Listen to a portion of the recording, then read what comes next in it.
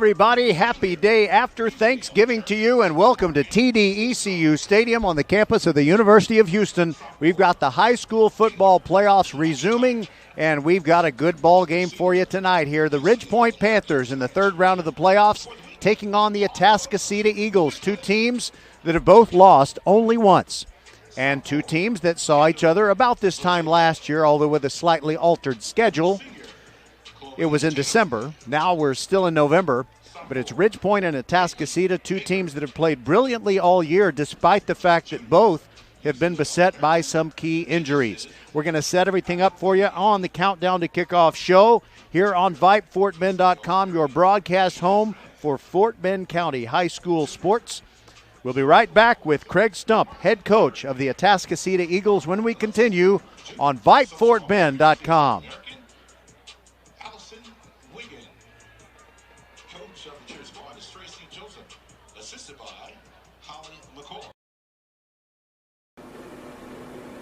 Hello fans, this is Bradley Stavanaugh with Needville Insurance. We know Fort Bend County. I'm a fourth generation resident of Fort Bend. I'm your local, hometown, trusted agent. With over 30 carriers and 9 auto insurance carriers, we shop the insurance for you. We know insurance is hard. We know it's complicated. We make it easy for you. We have Spanish speakers here available for you. Call us at 979-793-7411 or needvilleinsurance.com. Once again, call us 979-793-7411.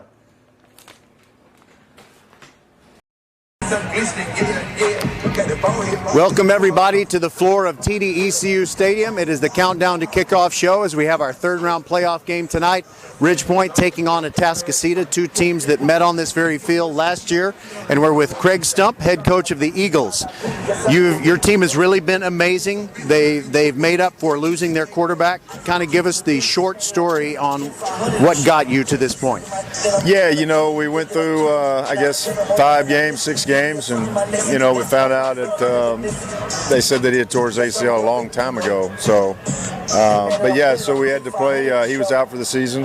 We also lost our starting right guard. He was out for the season that very next week. So we lost our punter with an ACL also. So we've had a lot of ACLs. So we had 2 starters out on offense, and the guys just kept playing. They keep playing. We talked that one guy didn't make it up. It's a team game, and one guy doesn't make the group. And so, although you hate it for him, he's done a really good job of helping our sophomore quarterback come along. And that's sophomore quarterback is Zion Brown, who took over for Gavin Session. And I know you had a lot of confidence in him, but did you think he would do as well as he's done? Well, it's been the very first game was, he had his moments, and but it was good and bad, and he's going to have good, he's going to have mistakes, but he cares a lot, and he wants to succeed, so he works at it, and he listens, and he's coachable, and that's the best thing about him, and he's been getting better every week and taking care of the ball. It's always a great pleasure to see family connections. I love the fact that so many of these head coaches will have their son playing for them. You have your son as an assistant and your brother also as an assistant. Talk about how it's been with that family connection all year long. Oh yeah, it's great to share it with them, and a lot of times they can tell me things that maybe some other coaches won't tell me, but it's been great, and to be with them to do it, it's a lot of fun. And your son is Josh, and I wrote your brother's name down, but it's upstairs in my notes. Ron, okay, and let's just talk about anything that you think is a must for your team as a key to the game, either offensively or defensively or both, to get the victory here tonight. Well, I think we got to stop their run game. The quarterback's a really good player. He's hard to tackle, so we got to limit his big plays somehow. And we got to tackle. We got to wrap up. But I think in these games, it really comes down to the turnovers, the ones you create, the ones you don't give up, and special teams, that hidden yardage. On returns and things like that. I think that'll be the key. Well, that's Craig Stump, and Coach, I really appreciate you talking to me. I've been following your football life a long, long time, and it's been great to see you play for Jackie Sherrill I didn't get to see you in high school. Didn't know who you were. For him too. At Mississippi State. That's right. That really was an amazing experience, and now you seem to bring a great Atascocita team to the party every single year. Well, thank you very much. Thank you. All right, we'll be back with more on the Countdown to Kickoff show. That's Craig Stump. Later on, we'll be talking to Rick LaFavors, head coach of the Ridge Point Panthers.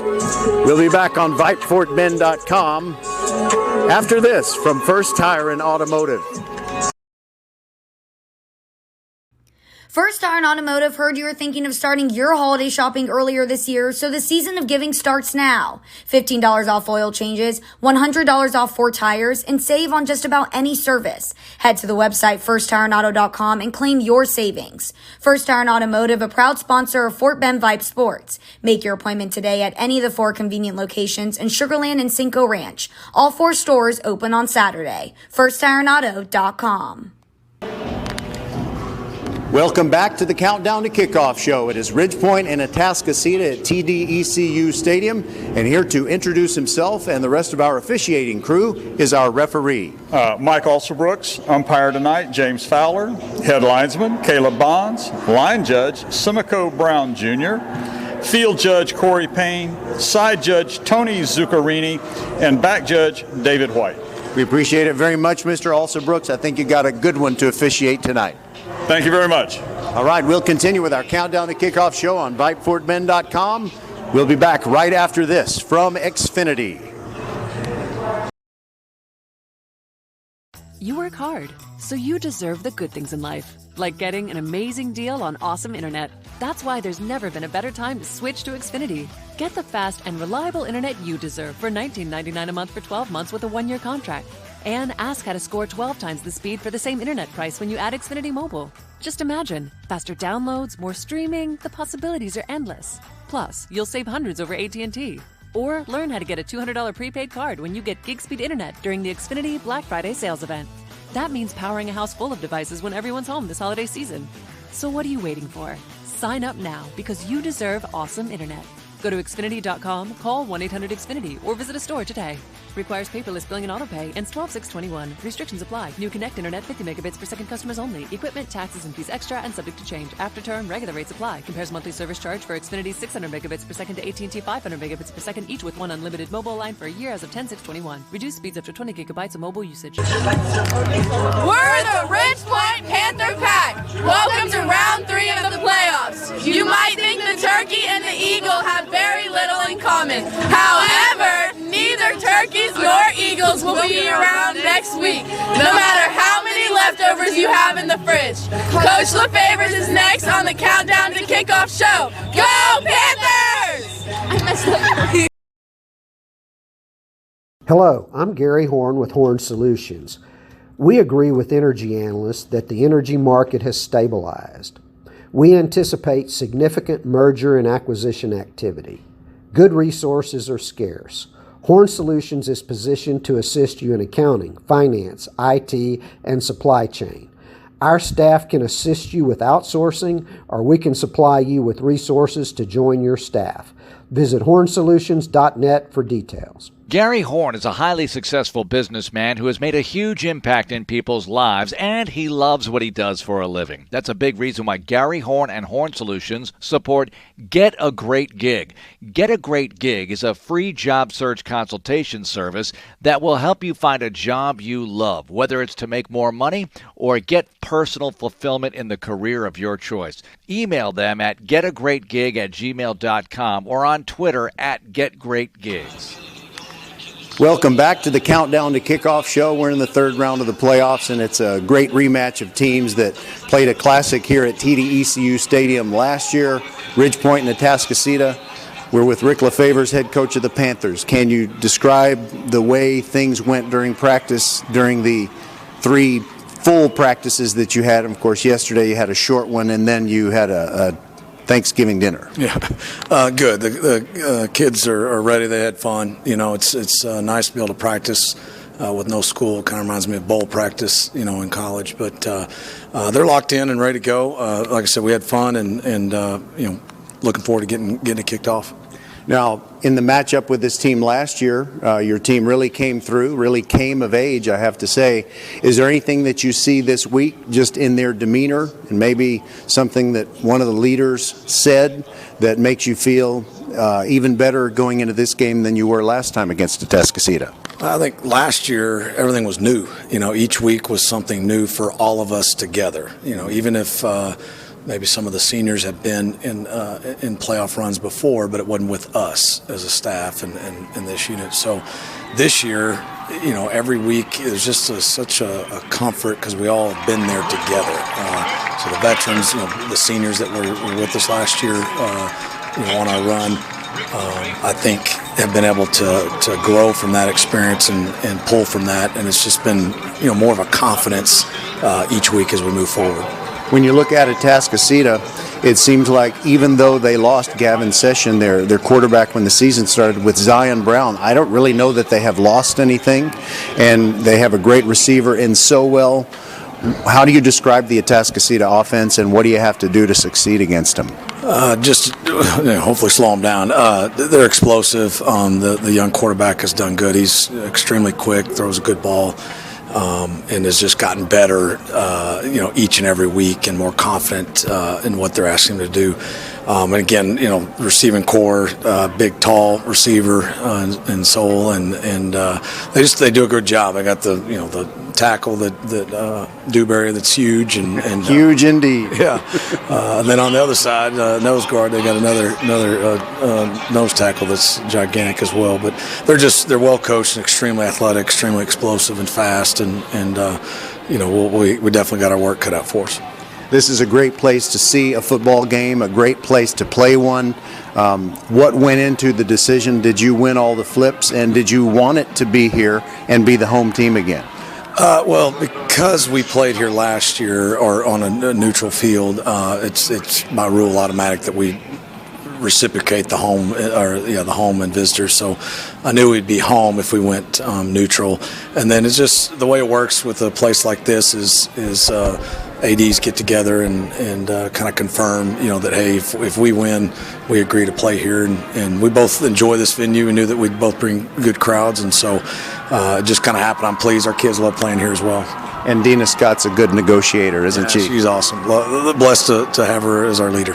Well, your team has looked awesome, and certainly we hope we can continue that for one more week at least, and best of luck tonight against Atascocita. Appreciate it. Thank you always.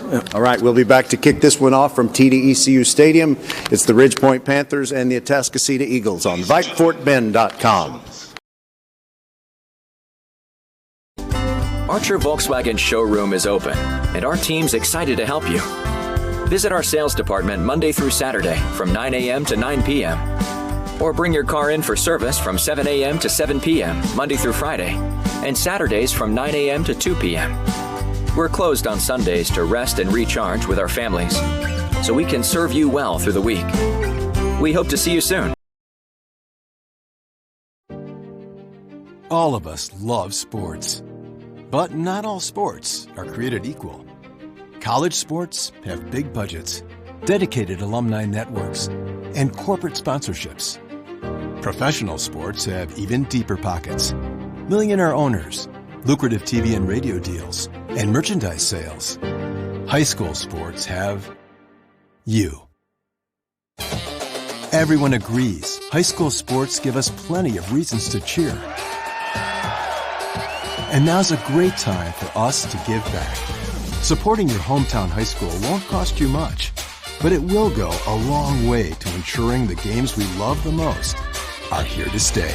Texas high school sports. They're good for our kids, good for our community, and best of all, they're good for you. This message presented by the Texas University Interscholastic League and the Texas High School Athletic Directors Association.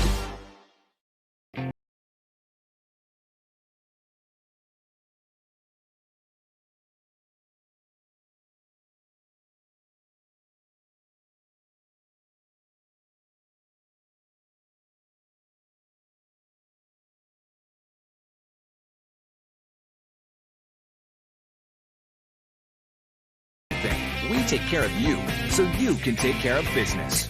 Office Depot Office Max. Taking care of business.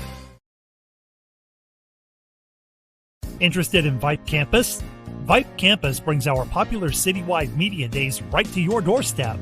As a Vype Campus client, we will work with you to help you take advantage of our unique campus model to build a unique experience for your school.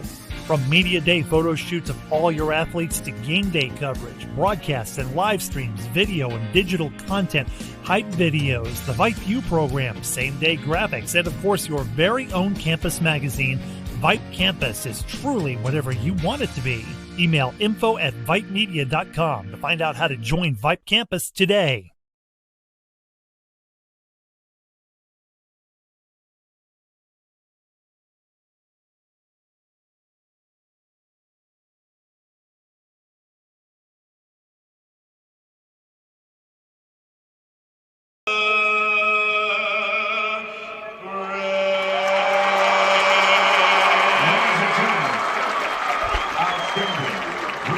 Awesome rendition of the Star Spangled Banner by Terrence Alexander, number 79, and he gets a mid-air bump from Cole Holloman. And the Ridgepoint Panthers, the home team tonight, wearing the purple pants, the gray jerseys with white numerals and letters outlined in purple, the white helmets with the jersey numbers on the left side and the Panthers logo on the right. And we're about to see the captains go out to the center of the field in the middle of that University of Houston Scarlet logo to decide, well, actually it's already been decided. It's one of those things, you got to be an insider to know who actually won the toss, and they've already decided that. But this is kind of ceremonial. And as they did last week in their win over Cy-Fair, a game that went to the Panthers 41-20, the Panthers have gone out as a team. They go out to the numbers, and that's where they have to stop. Their captains tonight, B.J. Emanuel, also known as Bert Emanuel Jr., Mason Hall, Wilson Batiste, and Ronald Morrison. The captains for Atascocita, DeMarcus Peters and Benny Qualls. Also out there, number 75, Cameron Dewberry, and he is indeed huge. What a great offensive lineman he is. And the Panthers are going to take the ball first. They won the toss, and so they will get it first to begin things here at TD-ECU Stadium. The weather is absolutely perfect. 54 degrees, clear, no wind that I can tell. And we are ready to rock from TD-ECU Stadium. These two teams met in the daytime last year. Ridgepoint kicked off, and Atascocita had a great return. But it was just bizarre what happened. The Ridgepoint kicker, and I think it might have been Austin Bowen, although I'm not sure, whoever the kicker was able to hit the return man who had made it all the way down the field to the Ridgepoint 30, and he hit him low and hit him head over heels, and the ball came out immediately. Ridgepoint recovered, and yet for some reason the officials gave the ball to Atascocita. Atascocita took a 14-0 lead in the game, but Ridgepoint came roaring back. They came of age with a 55-45 win. It was awesome, but they've got to come through with an awesome performance here tonight to beat Atascocita again. One of the teams year after year after year that's strong in Class 6A in the greater Houston area. And it seemed like Atascocita and Ridgepoint both have that trouble of trying to get past North Shore or Katy, whomever is in their bracket. But the winner of this game will get North Shore next week. North Shore with a narrow win over Katy Tompkins today. Connor Sullivan will kick off for Atascocita. Mason Dossett is the deepest of the kick returners for Ridgepoint, but it's going to go a little bit shallow, and up the middle, Stefan Pasapia across the 25, across the 30 to the 31, and then belted down right there. Terrell Randolph gave him a lick on the kickoff return right up between the hash marks, and Ridgepoint will take over with Bert Emanuel Jr. at quarterback. They use Ezel Jolly and Mason Dossett kind of alternately as running backs, but occasionally they will put them both out there at the same time. They have several capable receivers who can run away from even the best of defenders, but Marvin Session is probably the best of them. He lines up on the right side of the formation. Spread formation. They marked it at the 32. 1st and 10. Emmanuel drops back, climbs up in the pocket, and throws late over the middle, gets Session on a crossing route across midfield and out of bounds on the Atascocita side of the 50-yard line. And as he went out of bounds, he ran over defensive back Braylon Conley. That's a first down. Think of First Tire and Automotive for all your car care needs. Check them out at firsttireandauto.com. Referee Mike Alsabrook says wind the clock. They mark the ball at the 47-yard line of Atascocita. Emmanuel sends Ryan Phillips in motion. There's a sideways pass to Ezel Jolly, and he carries it forward for only a 2-yard gain to the Atascocita 45. Deion Campbell there to butt heads with him and bring him down.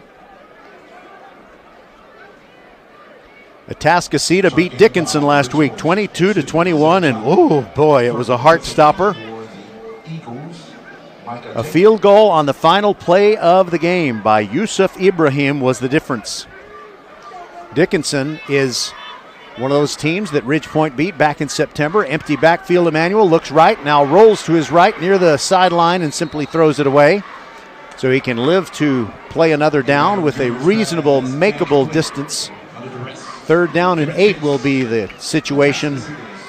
And Atascocita has a very active secondary. They can put pressure on you. They tend not to blitz quite as much as some teams. In the middle there, outstanding nose guard, Pharrell Gordon, just a sophomore. Ridge Point taking its time at this point, looking over at the sideline. Hope you had a great Thanksgiving. Hope Ridge Point didn't overeat. On 3rd down and 8, Emmanuel steps up in the pocket, throws over the middle. He's got Kieran Charlo inside the 15 and down at the 11. 1st and 10 for Ridge Point. On a strike right over the middle. And B.J. Emmanuel loves to throw those post patterns to Marvin Session, but that one was right on target to the smaller Kieran Charlo. He had a long touchdown in that playoff opener against Seven Lakes, and now Ridge Point playing quickly. Up the middle, Ezel Jolly bursting through, gets about 3 yards, and then he is pushed back. On the tackle for Atascocita, one of those face-up tackles, Micah Tate. 4-yard pickup, 2nd down and 6 for the Panthers. They played probably their best half of football in the first half last week against Cy-Fair. Scored 35 points in that half. Emmanuel looks to the left corner looking for Wilson Batiste. Back shoulder throw, and it falls incomplete. Ridge Point fans are looking for an interference call, but I think that Jonah Castletine played it just right. And it'll be 3rd down and 6. Carter Groen, a tight end for Ridge Point, was out there on that play, but he comes out, so it looks like Ridge Point will have a 4 or even 5 wide receiver set. They've got Stefan Pasapia, Wilson Batiste, Kieran Charlo, and Marvin Session. And they are keeping Jolly in as a running back to the left of B.J. Emmanuel. This could be huge, a 4-point play, 3rd down and 6. Emmanuel rolls to his left, looks into the end zone, avoids the rush, and is not going to be able to get rid of it. He takes a sack back at the 17-yard line. Jonah Castletine and Braylon Conley tracked him down, and it looks like Ridge Point, which has not kicked a field goal all year long, is going to be in a position to kick one, and they are sending out the field goal unit. They also have 2 very capable kickers in Holden Gray and Austin Bowen. So who will get the call this time? They haven't decided. They've sent out 10 men. They don't have a kicker out there. And Ridge Point might have to use a timeout. Holden Gray is going out there, and now Carson Gordon, the holder, follows Coach LeFevor's instructions and calls a timeout. We'll take it with him. This is VypeFortBend.com. Archer Volkswagen showroom is open, and our team's excited to help you. Visit our sales department Monday through Saturday from 9 a.m. to 9 p.m. Or bring your car in for service from 7 a.m. to 7 p.m. Monday through Friday, and Saturdays from 9 a.m. to 2 p.m. We're closed on Sundays to rest and recharge with our families. so we can serve you well through the week. We hope to see you soon. North Shore, got by Katie Tompkins, 27-20. The final score in the game earlier today between North Shore and Tompkins was 27-20. The Mustangs fought back against the challenge from a very talented Tompkins team. And here we go with a field goal attempt. It's a 33-yard attempt by Holden Gray from the left hash mark. Good snap and hold, gets his foot into it. It looks good, but it's no good. He missed it to the left. So Ridge Point is still gone without a field goal all season long. And we'll get our first look at the Atascocita offense. Their quarterback is Zion Brown, who took over for Gavin Session during midseason. He has several very capable receivers to throw to. The best of them is Chase Sowell, a 6'4", 194-pound wide receiver deluxe. And Keith Wheeler, also very good. He caught a touchdown pass last week against Dickinson. The main man when they run the football is Tyrus Winfield, but they have other capable players as well. So Zion Brown in the spread with, it's a fairly tight formation with one wide receiver way over on the left side, and he hands it off to Winfield, starts left, moves right, gets a nice little gain, 6 yards to the 26. Taylor Davis came up and brought him down with help from a guy who wears number 40, and I don't have a number 40 on my roster, so I don't know what to tell you in that situation. No gain on the play. Good crowd on hand here at TD-ECU Stadium. It looks to me from this side, I'm on the home side where the Ridge Point fans are, it does look like Ridge Point has brought more. 2nd down and 4 for Atascocita. Brown hands it off to Winfield straight up the middle, and he's got a first down, banging across the 30-yard line. Ryan Ramey brought him down, but Atascocita moves the sticks. That's a first down. Think of First Tyrant Automotive for all your car care needs. Check them out at firsttyrantauto.com. Along with Xavier Sherman, topping the ball, 76. Winfield. Simple minus game. So the Panthers usually are able to get some pressure on the quarterback, not by blitzing. They don't often turn to the blitz. Sometimes they do. Winfield goes in motion. Brown hands it off on a delay play, and it's a nice gain again. The Atascocita running game is working. And they put the ball in the belly of the beast, Torrey Blaylock. And that's a gain of 9 to the 40-yard line of Ridge Point. Torrey Blaylock, correction. Both teams are looking at their respective sidelines, looking for the exact call. Chase Sowell is lined up on the left side against Ryan Ramey. Pistol formation on 2nd down and 1 for Atascocita. Up the middle they go with Winfield, and he gets the first down with a 4-yard pickup to the 45. Cortez Nichols undercutting him to bring him down. Mike Alsabrooks is our referee tonight here at TD-ECU Stadium. And Atascocita, as I recall, scored the first time they had the football in last year's meeting. In fact, maybe the first 2 times that they had the ball. And there goes Tyrus Winfield again, a very determined run for 7 yards across the 50 into Ridge Point territory at the 48. Pickup of 7, it's 2nd down and 3.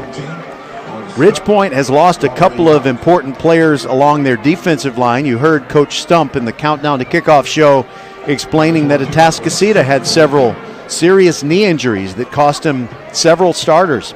Well, D.K. Kalu and Clayton Cherry were lost to the Panthers, and now the first pass of the game, Zion Brown throws behind his intended receiver, Keith Wheeler. And Taylor Davis almost came up there and poached an interception. Ridge Point has been great in the takeaways department. They have taken the ball away from opponents 21 times, and they've scored 17 touchdowns off of those 21 takeaways. But Zion Brown is shown to be very wise with where to go with the football. And he gives it to Winfield on 3rd down and 3, and he almost gets the first down. Ryan Ramey and friends, including Mason Hall, the brick wall, push him back. And he's 1 yard shy of the first down, 4th and 1 at the Ridgepoint 46. And I think we're going to have our first critical play of the game. Atascocita brings in an extra tight end. It's Frank Pescatore. 2 tight ends. And Brown looks like he was trying to draw Ridgepoint off. Play clock is at 12. He looks over at the sideline. Now barking out more signals. Has Winfield to his right. And a handoff to Winfield. No, it's a keeper around the right side. It's a first down. And crossing the Ridgepoint sideline and spilling into the Panther bench at the 40-yard line. He got what he needed. A 6-yard pickup. And Atascocita is moving very, very nicely and depending on the run throughout this first drive, having only thrown 1 pass. No score, 5:44 to go in quarter number 1. Roger Smith with you on VypeFortBend.com, and the Hightower Hurricanes are also taking on Manville in a very important 3rd-round playoff game. We'll keep you updated on that one from the 40, 1st and 10. There is a run to the left on the jet sweep. It's going to pick up 5. It's going to pick up 10. Another first down, 14 yards and out of bounds. Keith Wheeler carrying the football from the right side of the formation to the left for Atascocita, and the Eagles are on the march. 1st and 10 at the 26 of Ridgepoint.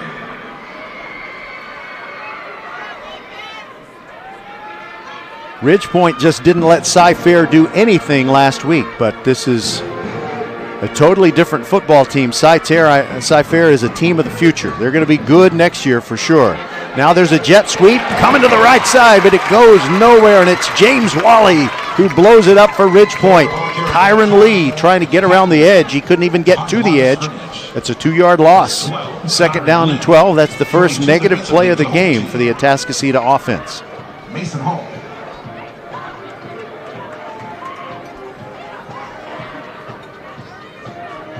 It really is just a perfect night for football.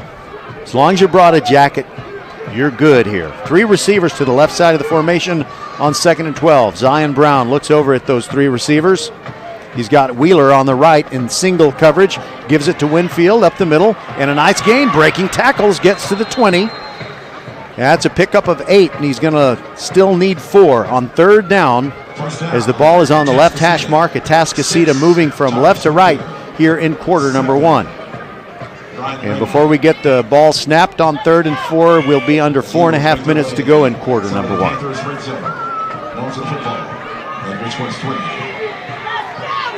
2 receivers on the right. Brown with a hard count. Ridgepoint holds its positions.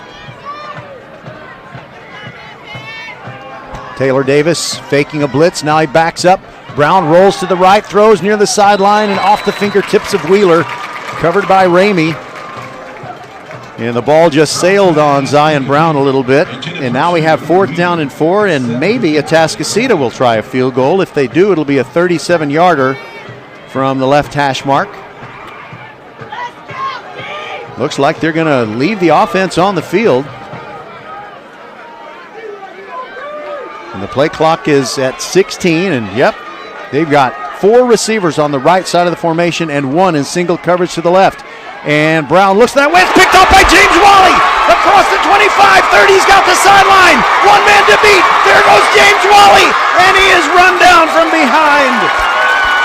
A touchdown-saving tackle by Zion Brown, the quarterback who threw the pick.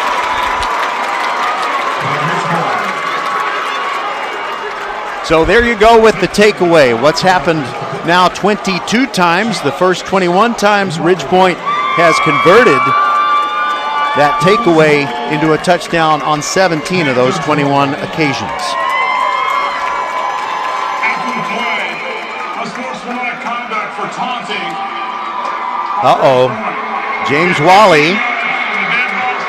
James Wally gets called for taunting, and you don't want to give back 15 yards. So that's a shame. It'll move the ball, which was near the 30-yard line. It'll move it back to the Atascocita 48-yard line. Ridge Point has often scored quickly after turnovers, and we'll see if they can do that here.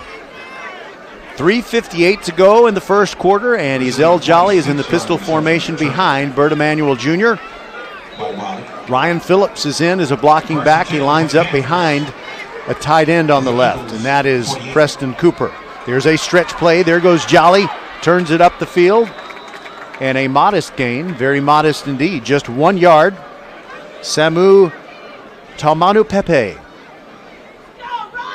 He's hard to run on, and it's hard to say his last name as well, but, you know, if you just practice it a little bit, it's no problem. Taumanu Pepe.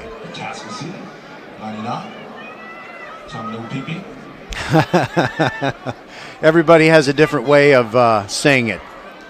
2 receivers to either side of the formation for Ridge Point on 2nd down and 9. Bert Emanuel sends Jolly over into the slot on the right side, so it's an empty backfield. He drops back, gets rid of it quickly. Kieran Charlo breaks 1 tackle inside the 40, near the sideline and pushed out just short of the 35. And that is a Ridge Point first down. Think of First Tire and Automotive for all your car care needs. Check them out at firsttireandauto.com. I'd like to thank Daniel Garrigan, our producer tonight, making sure we sound good. Now Ridge Point trying to take advantage of the opportunity afforded them on the interception by James Wally. Emmanuel on the delay, hands it off to Jolly, bounces off tacklers, a lot of heavy traffic, doesn't get very far, just a yard if that. In fact, it's no gain. Line of scrimmage remains the 36-yard line of Atascocita. That the third play of the drive.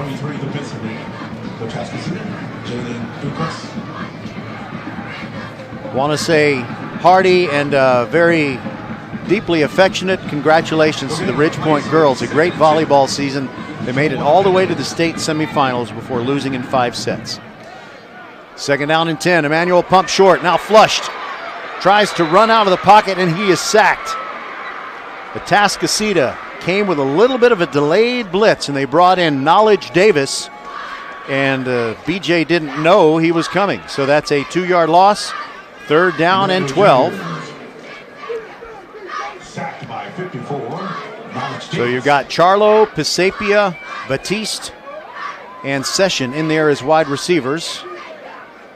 And Jolly is in the backfield with Emmanuel, but we'll see if they move him out into a slot prior to the snap. They have to get to the 26-yard line of the Atascocita Eagles. Emmanuel drops back, they protect him, climbs up, throws it deep on the post, looking for Session. He's interfered with, but he caught it anyway, evidently. No, they say it was incomplete, but that interference call is going to bail out the Panthers, and Session is saying he caught it anyway. Doesn't matter, though. It matters a little, but at least Ridge Point is going to keep the football. And the Ridge Point pack responding with the barnyard epithet.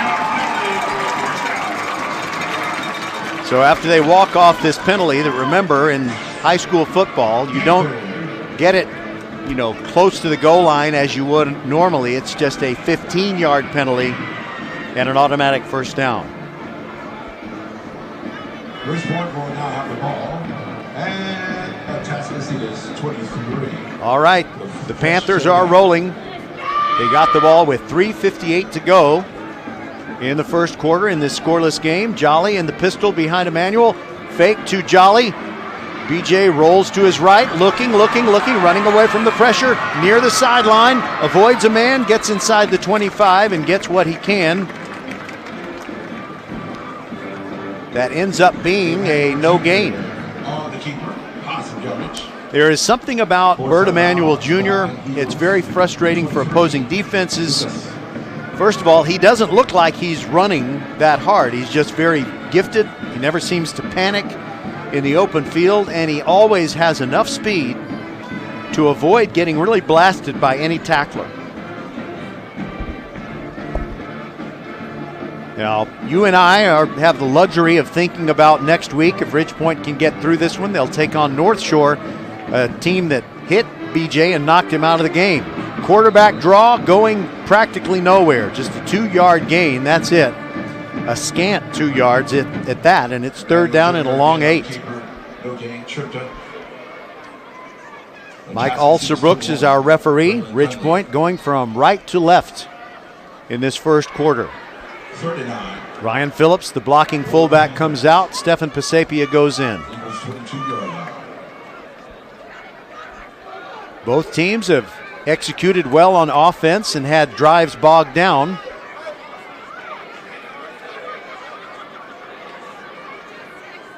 Here goes Jolly in motion, and Emmanuel drops back.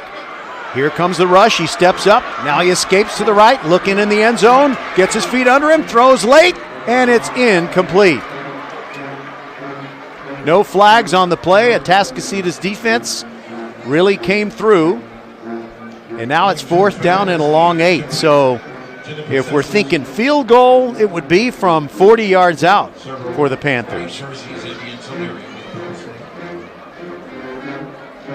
And I don't think they're going to try the field goal. I think they will go for it on the 4th and 8.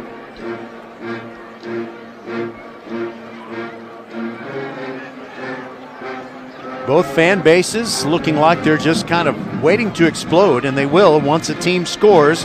Emmanuel drops back, throws over the middle, looking for Session. Reaches up and can't come up with it. Through his hands, incomplete in the back of the end zone. It was an accurate pass, but it had a lot of hot sauce on it, a very tough catch to make. And Atascocita has gotten the turnover on downs. The Eagles will take over at their own 27-yard line with 41 seconds to go in the first quarter. So, promising, but in the end, unfulfilling offensive possessions by both teams. Ridge Point has missed a field goal and gotten on the brink of the red zone before throwing incomplete on 4th down. Zion Brown's defense picked him up, and now the sophomore quarterback goes back out there. Sends a man in motion, fakes the jet sweep, keeps it to the left. There goes Brown, dipping, ducking, diving, and dodging, and he picks up a gain of 6 yards over the left side. Correction, make that 5 yards. On the tackle for Ridge Point, Cameron Richardson.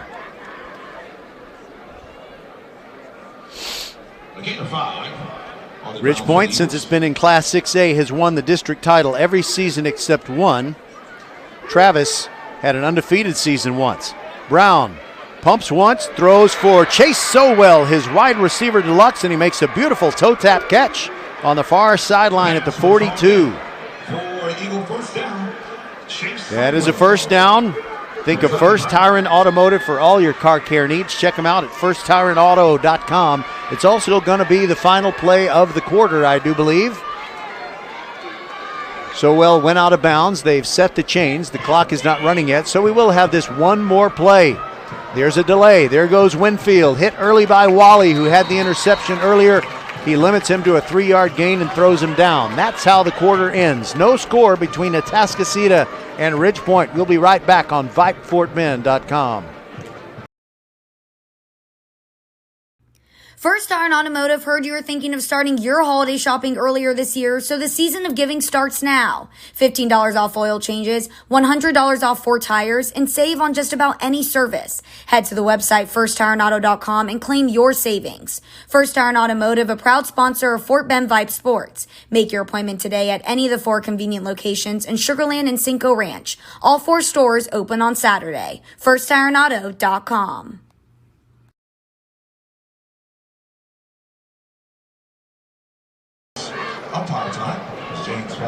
All right, so I guess I need to tell my buddies, Patrick Kinnick. Hold on a second. Got to take care of some business here. So we got Kyle Harris and Patrick Kinnick calling that game between Hightower and Manville. And I haven't heard anything from those guys. I'll have to send a text to both of them at the same time. But back here at TDECU Stadium, Ridge Point is on defense. 3-yard carry on the last play of the first quarter by Winfield. And it's 2nd down and 7 for Atascocita, scoreless game. Zion Brown, bootlegging to the right. Heavy pressure, throws a wounded duck up there, and the pass is knocked away, incomplete. Terrence Howard over there to swat it out of bounds, and I don't think that ball went where Zion Brown wanted it to. I think he wanted to completely clear the sideline and throw a pass that was of no risk to his team whatsoever. But Claude Slaughter was just playing jump ball over there with Terrence Howard as the ball came down right on the sideline. And they fought to a draw. 3rd down and 7 from their own 45 for the Atascocita Eagles. Blitz look from Ridge Point. Looks like they're going to come off the defensive right. Here's a handoff and a decent gain of 5 yards, but that is it. Well short of the first down. Torrey Blaylock on the run. Walker Aycock getting a piece of the tackle, along with Ridge Point's Peyton Doucette. And we're going to see our first punt of the football game, I think. Looks like Atascocita is sending the punting unit out there. And their punting specialist is Zachary Emmerich, who's standing at his 35-yard line. The line of scrimmage is the 50. Marvin Session deep to receive. Good snap.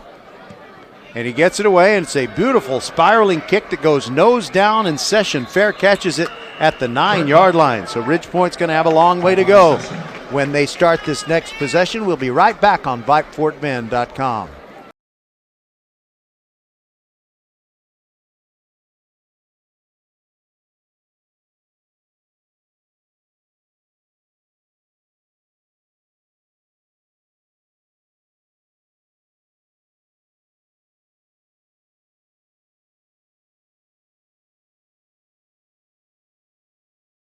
And we mean everything.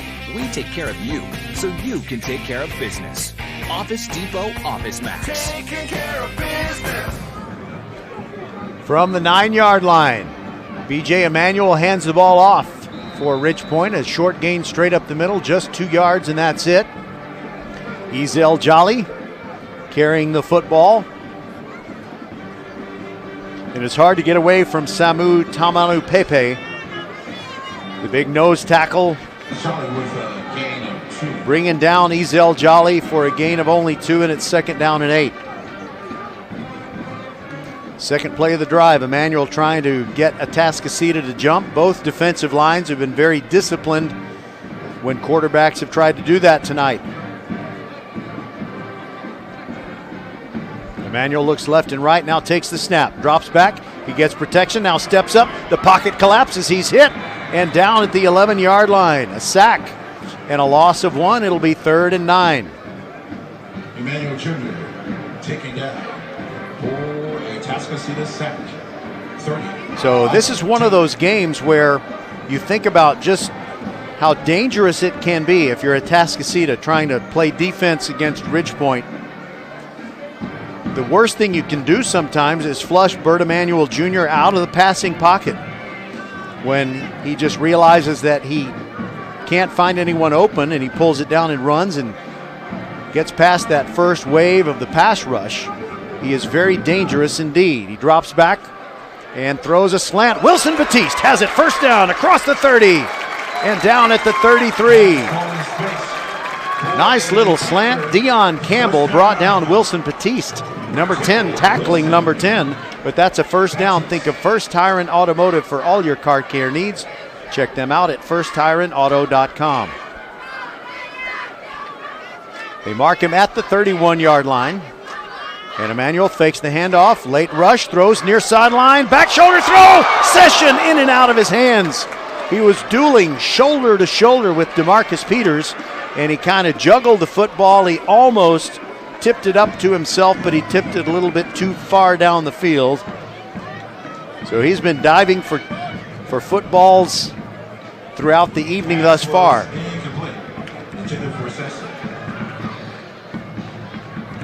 Second down and 10 for Ridge Point. No tight ends in the formation. 3 wide receivers to the left. And there's a whistle prior to the snap, a false start on Ridge Point. So instead of 2nd and 10, it'll be 2nd and 15. By the way, an outstanding rendition of the Star Spangled Banner by Terrence Alexander. Did the same thing last week at Rhodes Stadium prior to the Ridge Point game against Cy-Fair. And, well, if he was nervous, he certainly didn't sound like it. Gabriel Bro in as one of the wide receivers, also Ashton Bethel Roman. So at Session, Bro, Bethel Roman, and Batiste. In motion goes Bethel Roman. Emmanuel setting up the screen, off the hands of Jolly, incomplete. And you know what?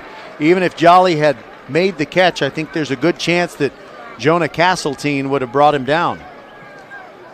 Coming up, the 6th play of the drive, and it is a 3rd down and 15. A tough make against the Atascocita defense. And we have no score with 9:03 to go in the first half. Last year's game ended in a 55-45 Ridge Point win when running back B. Keith Jackson went wild for the Panthers. Emmanuel might be changing the play on 3rd and 15, drops back. Looking deep down the field, throws short, and the pass tipped at the line. Ashton Bethel Roman was the intended receiver, and it falls far short of him. I'm trying to figure out who batted the ball down. Trying to see who's getting the most congratulations. Looked like Castletine, maybe. Somebody gave him a high five. And for the first time, Ridge Point will punt tonight. Taylor Davis, what a player he is. Very tough on defense, and he can punt pretty well too.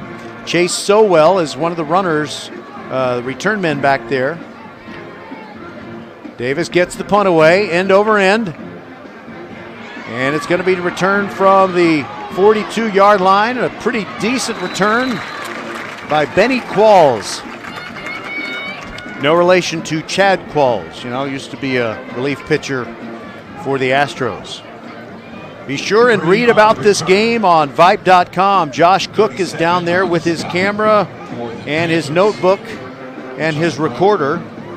And I'm going to say, hey, Josh, make sure that you put in that story a link to the podcast of this game.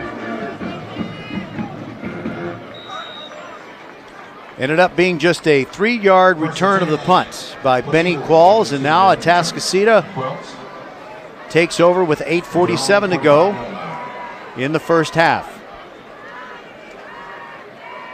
Snap taken by Brown, delayed handoff. There goes Winfield, hit near the line of scrimmage, breaks away, near sideline, still going, and brought down. Ryan Ramey got a piece of his ankle and tripped him up near the 30 at the 31. And if Ramey had not reached out and managed to trip him, then that play would have gone to the house.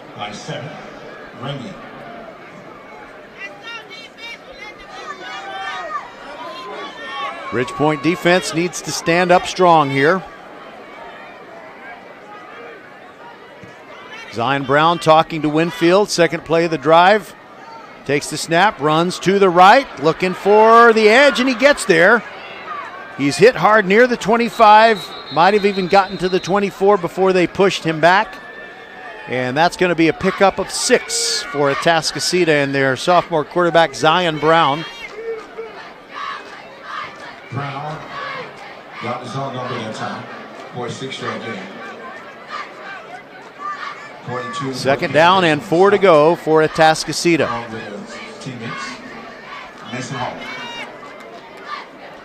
Kyron Lee is a wide receiver on the left. Chase Sowell moves into the slot. Dropping back is Brown after a play fake and throws late, and the ball is incomplete, almost intercepted. Walker Aycock trying to get his hands under the football. It was sinking fast as it came his way. 7:32 to go in the first half, and now it's a very important 3rd down and 4. If Atascocita, let's say they throw incomplete on this play, a field goal attempt on 4th down would come from 42 yards away. Might be on the edge of their kicker's range. Yusuf Ibrahim last week's hero who beat Dickinson on the final play.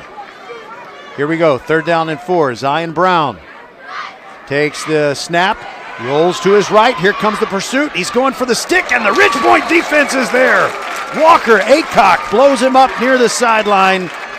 And we are going to have one of those situations where if head coach Craig Stump, if Atascocita wants to try a field goal, it will be on the outer limits of most high school kickers' range. All right, they're going to go for it. And that was a no gain. It is 4th and 4.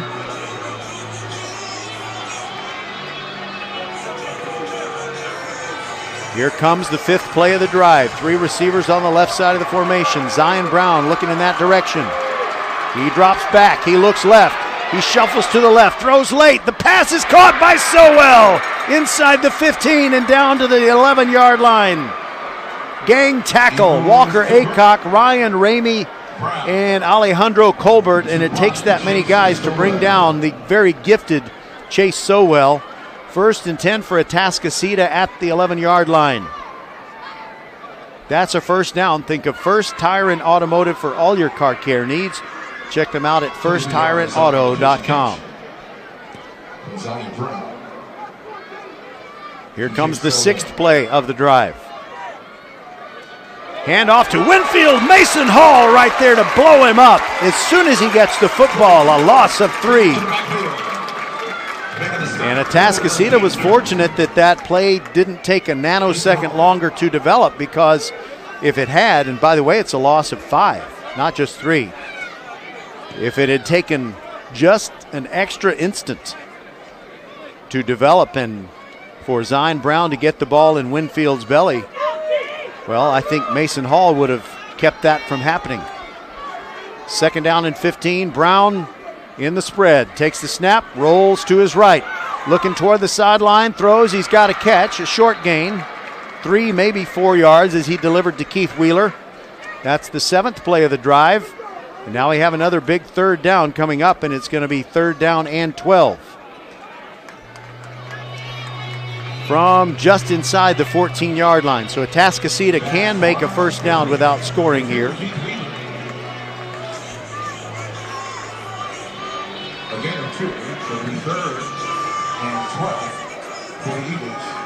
Brown looking at the defense.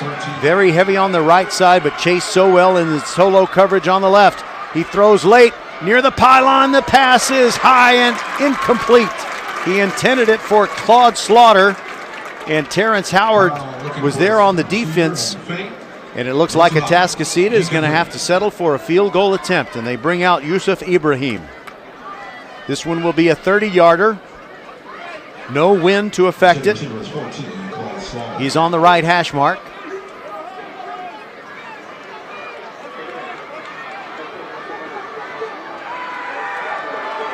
And here's the snap and hold. The kick looks good, and the kick is good. Atascocita is on the board first.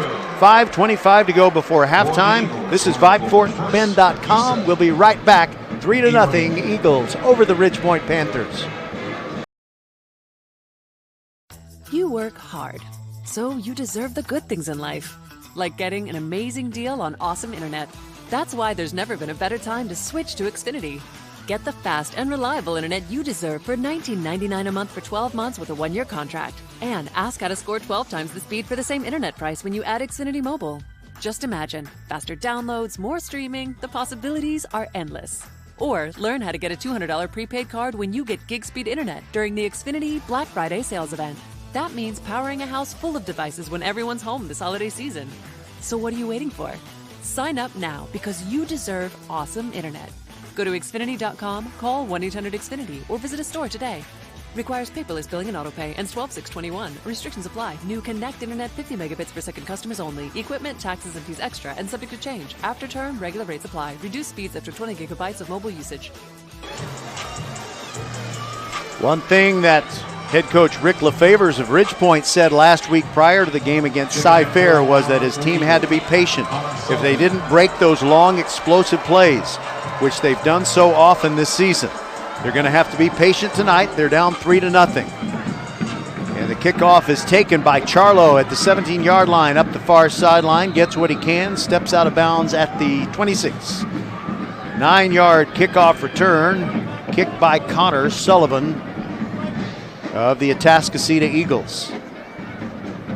By the way, I cannot think of Ridgepoint versus Atascocita without thinking of the 2019 baseball playoffs. Ridgepoint played on a rainy Thursday night at Atascocita in game 1 of a best-of-3 series. And Atascocita got a huge lead earlier. It certainly seemed huge. They were up, I think, by 7 runs. And Ridgepoint came back to win and then swept the series the next night. Ball at the 26, and Emmanuel hands it off up the middle, and just nothing there whatsoever. Ezel Jolly is engulfed. And it's the big nose tackle, Samu Tamanu Pepe. Also there was Caleb Hudson, and you might have thought you heard booing. You didn't. I think they're saying Samu, S-A-M-U. 1 yard loss on the carry by Jolly. Second down and 11 for Ridgepoint. Emmanuel drops back, looks to his left, and throws the ball to Wilson Batiste. Makes a couple of moves, gets free, gets a first down. Looked like that could have been a gain of just 1 or 2 if he had not shaken off a couple of attempted tackles. And he actually stepped out shy of the first down. So it's going to be 3rd down and 3. That was 10 for Ridgepoint. All right, so this is a bigger play than we thought. 33. Emmanuel fakes the handoff. Here comes the blitz off the right side, and he goes down. Number 3, sacking number 3, Benny Qualls came in, and BJ didn't see him until it was too late. That is a loss of 6, and it's 4th and 9. On comes the punting unit for the second time for Ridgepoint. Taylor Davis will punt it away to Benny Qualls or Chase Sowell. Sowell on the far hash mark and Qualls on the near hash mark. A little bit of a high snap, but Davis does get the punt away. It's high end over end, and Sowell drops the ball. Bug on the rug, but he jumped on it.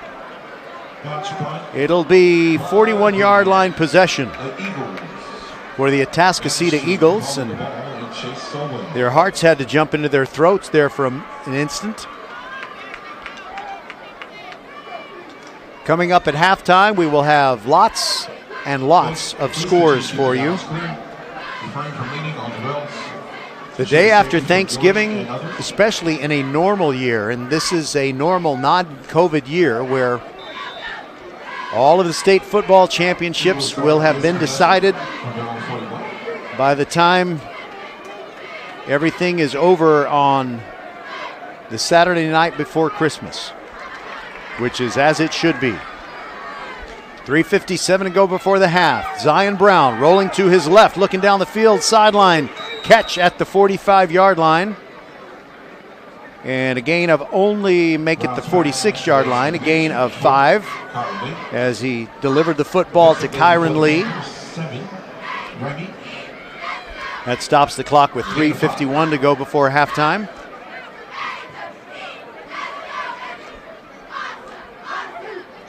If you're traveling and cannot be in the greater Houston area, we're happy that you tuned in to listen to the very best coverage of Fort Bend County sports.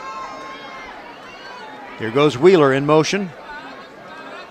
Hand off to Winfield, starts left, goes right, showing his moves, showing his speeds, breaking away inside the 35, inside the 30, still going, sideline, and finally run out of bounds near the 11-yard line. Taylor Davis and Deshaun Shashery somehow getting Winfield out of bounds. That's the first time that he's kind of been out in the open and able to really shift into the high gear. He's out of bounds at the 15.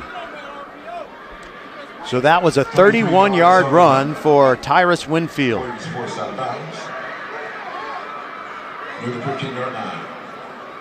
Zion Brown looking at the defense. Calling for the snap, takes it, hands it off to Winfield, and he starts up the middle and tries to slither off to the left, but gets nothing. It's no gain. 2nd down and 10, and the Ridgepoint defense is bent a little bit tonight, but they haven't broken. It is 3-0 Atascocita, 3:23 to go before the half, and the clock is ticking. Cameron Richardson made that last tackle for the Panthers. Brown with 2 running backs, fakes to Winfield, rolls to the right, looking near the sideline, and it's out of the reach of Wheeler. Well covered by Walker Aycock, but even if Aycock hadn't been there, there was just no way that Wheeler would have been able to pull that ball in.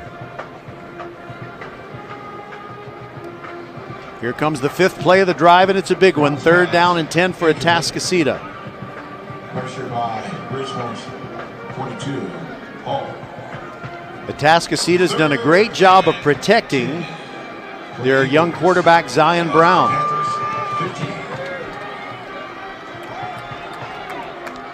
Brown ready for the snap, drops back, stands strong, stands up in the pocket, goes forward, and carries it nearly to the 5. He's right at the need for the 1st down, but I think he may be half a yard short. Yep, they mark it about a yard short of the 1st down, and it'll be 4th and 1 from right there. So they bring in the big and beefy personnel. Ridgepoint sends in a couple of guys for short yardage. Cole Holloman and Cameron Shelton. Full house backfield. Here's the handoff to Winfield, and he gets inside the 5. He's got a 1st down for his Atascocita.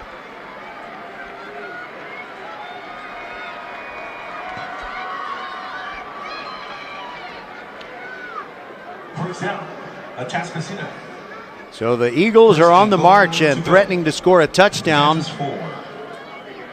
For the first time in this game, it's only 3-0. 2 tight end set. Zion Brown again, full house backfield, toss sweep. Winfield going to the right, trying to get to the pylon. He's hit, and Taylor Davis knocks him out of bounds and says, not on my watch, at least not on this play. You see a lot of defenders sometimes come up and just hit someone without wrapping them up. It doesn't always work out. But Taylor Davis delivered the blow, and that was a 1-yard gain as young Tyrus Winfield tried to get to the edge. But he didn't get where he wanted to go, and here we go, 2nd down and goal from the 3. Give to Winfield again, off the left side, and he is stopped just short of the goal line. He's down to the 1.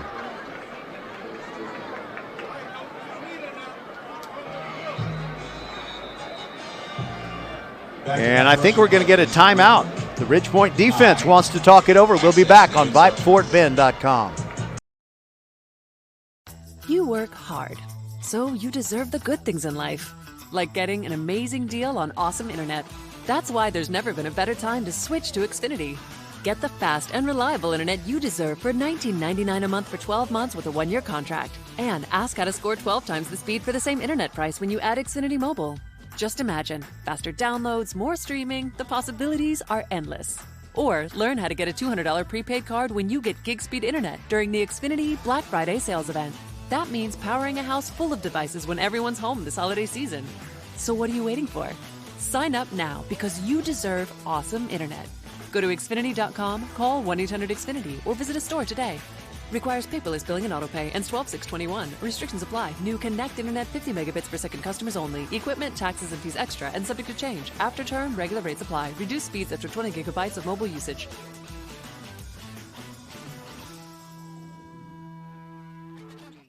We see all you do to get work done, whether it's keeping your office clean or redesigning your space with 3.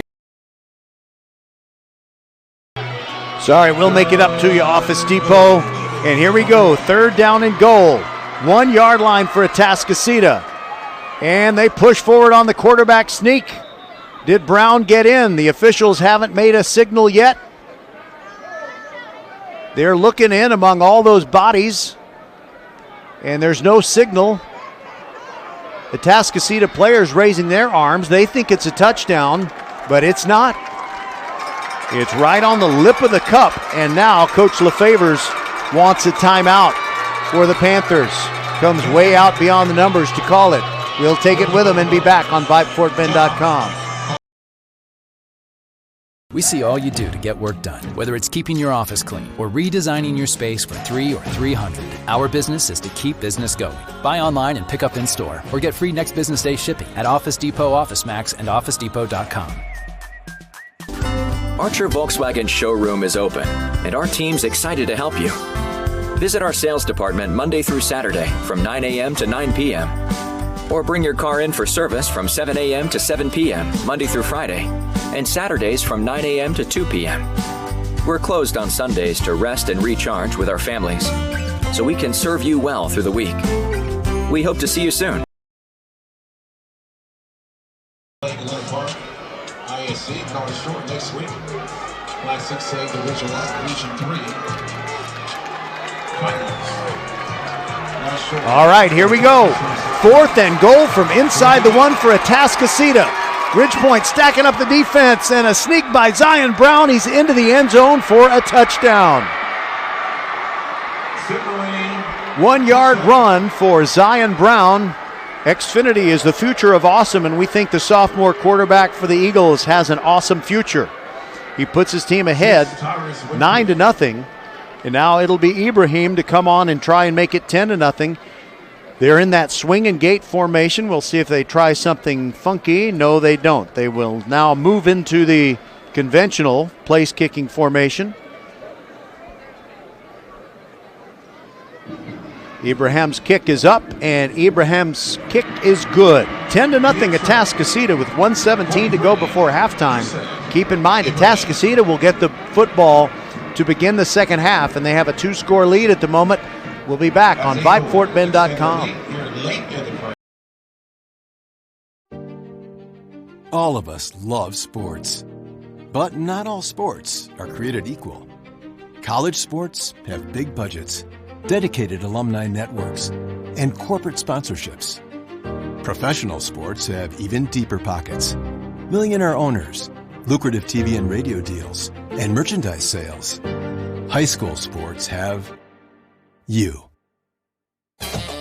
Everyone agrees high school sports give us plenty of reasons to cheer. And now's a great time for us to give back. Supporting your hometown high school won't cost you much, but it will go a long way to ensuring the games we love the most are here to stay. Texas high school sports. They're good for our kids, good for our community, and best of all, they're good for you. This message presented by the Texas University Interscholastic League and the Texas High School Athletic Directors Association. All right, Atascocita with a 10-0 lead, and hold on, a whistle. Timeout taken by Atascocita for some reason. I'm not sure why. But this gives me a chance to say to you, don't miss the UIL Football State Championships starting Wednesday, December 15th at AT&T Stadium in Arlington. Ticket information and more can be found at uiltexas.org.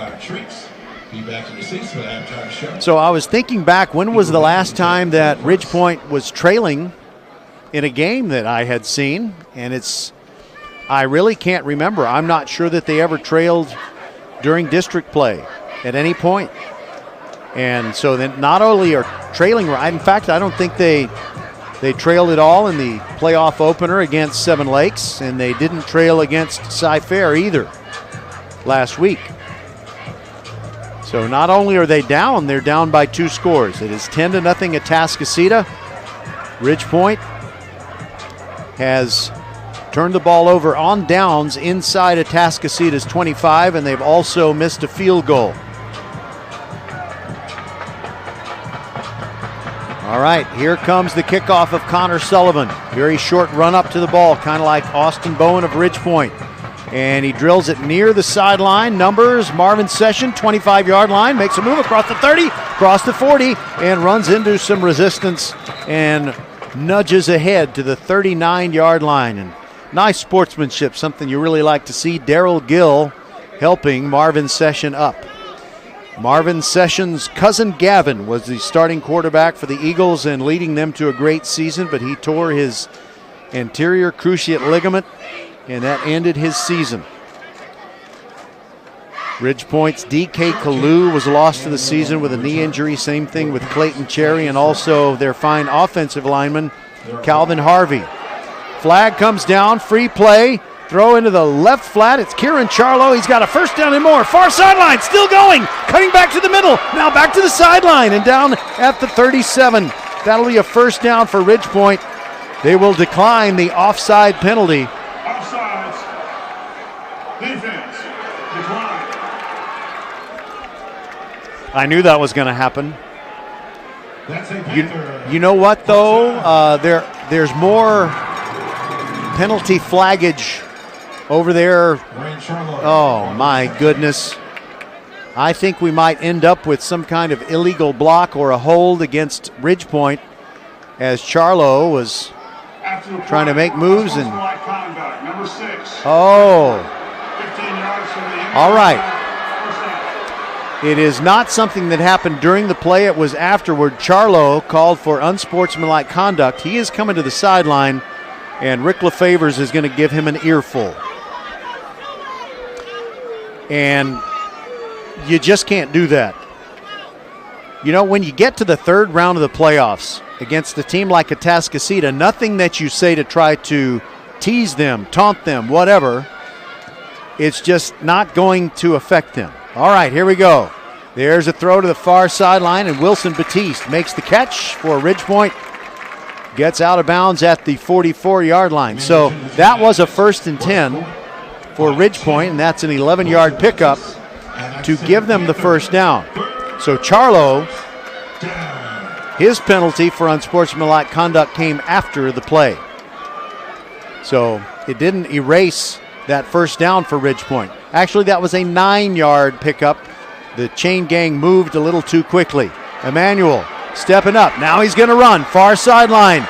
Gets past the stick. Gets a first down near the 30-yard line. In fact, right at the 30. That'll move the sticks. That's a first down. Think of First Tire and Automotive for all your car care needs. Check them out at firsttireandauto.com. We've got 48 seconds to go in this first half. Ridgepoint does not have any more timeouts left. They had to use them on defense.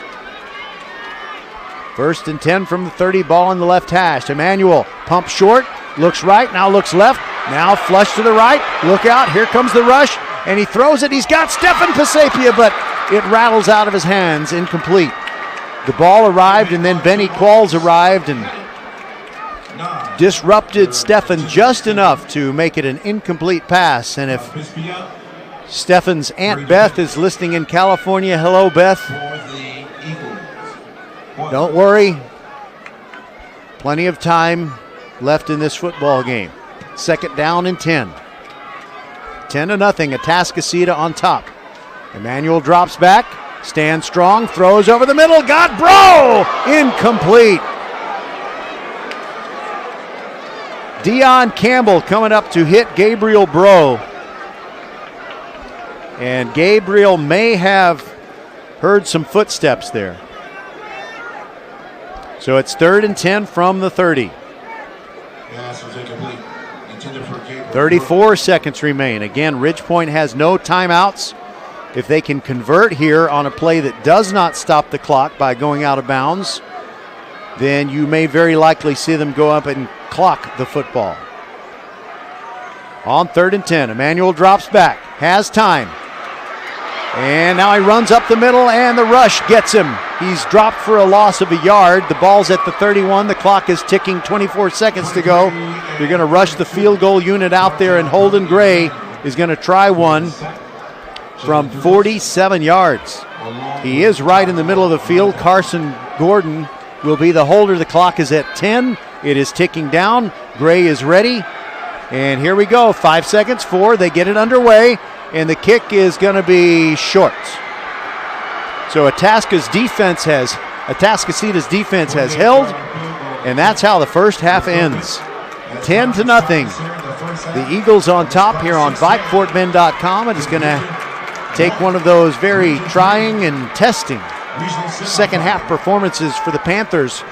It's been a long time since they've been pushed like this. And we'll be back on VypeFortBend.com with lots of scores for you.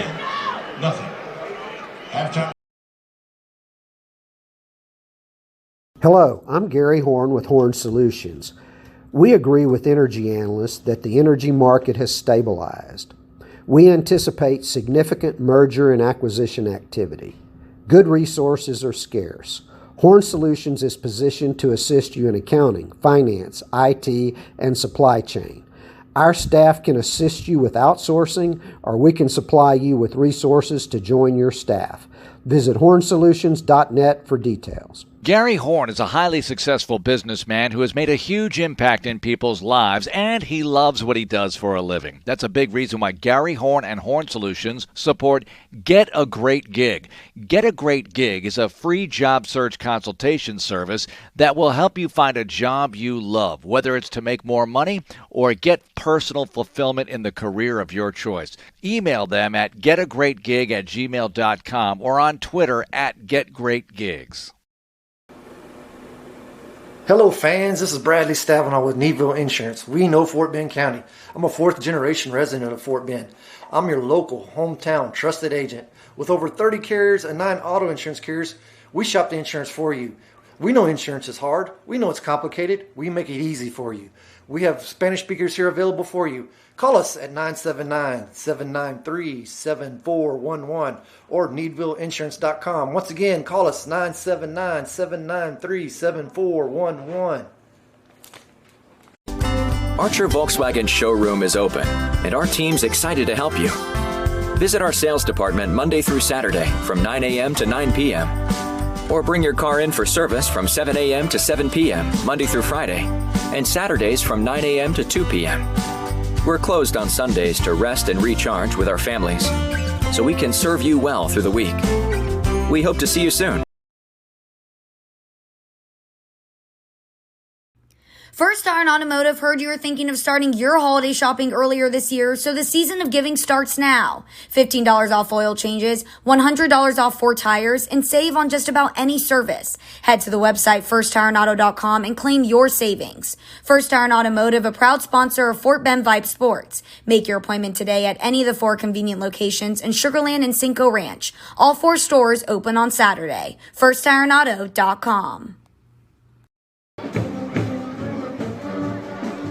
VypeFortBend.com coverage of Fort Bend County football is brought to you tonight by Xfinity, the future of awesome, by First Tyrant Automotive with 4 great locations in Fort Bend County. They are all open Monday through Saturday, and be sure to take your car there, not just for the best prices on tires, but for anything that you need them to do to keep your car running at its very best. First Tyrant Automotive. Check them out at firsttyrantauto.com. We're also brought to you by Archer Volkswagen on the Sam Houston, well, actually they're on the Southwest Freeway, just inside the Sam Houston Tollway. And they've been open since 1956. They are ready to serve you. You will feel like you are family at Archer Volkswagen. We so much appreciate them for their fine sponsorship of our broadcasts all year long. We're also brought to you by the Needville Insurance Agency. Bradley Stavanaugh and his team there at the Needville Insurance Agency can get you the very best rates on your car and home insurance. They shop all those carriers, they check it out, and whatever it is that your package of circumstances is, they will find you the very best. In fact, I am a customer. They got me Progressive insurance for my car, but it may be that there might be another carrier who can give you the best coverage for the best price through the Needville Insurance Agency. So give them a call. You can also go to needvilleinsurance.com.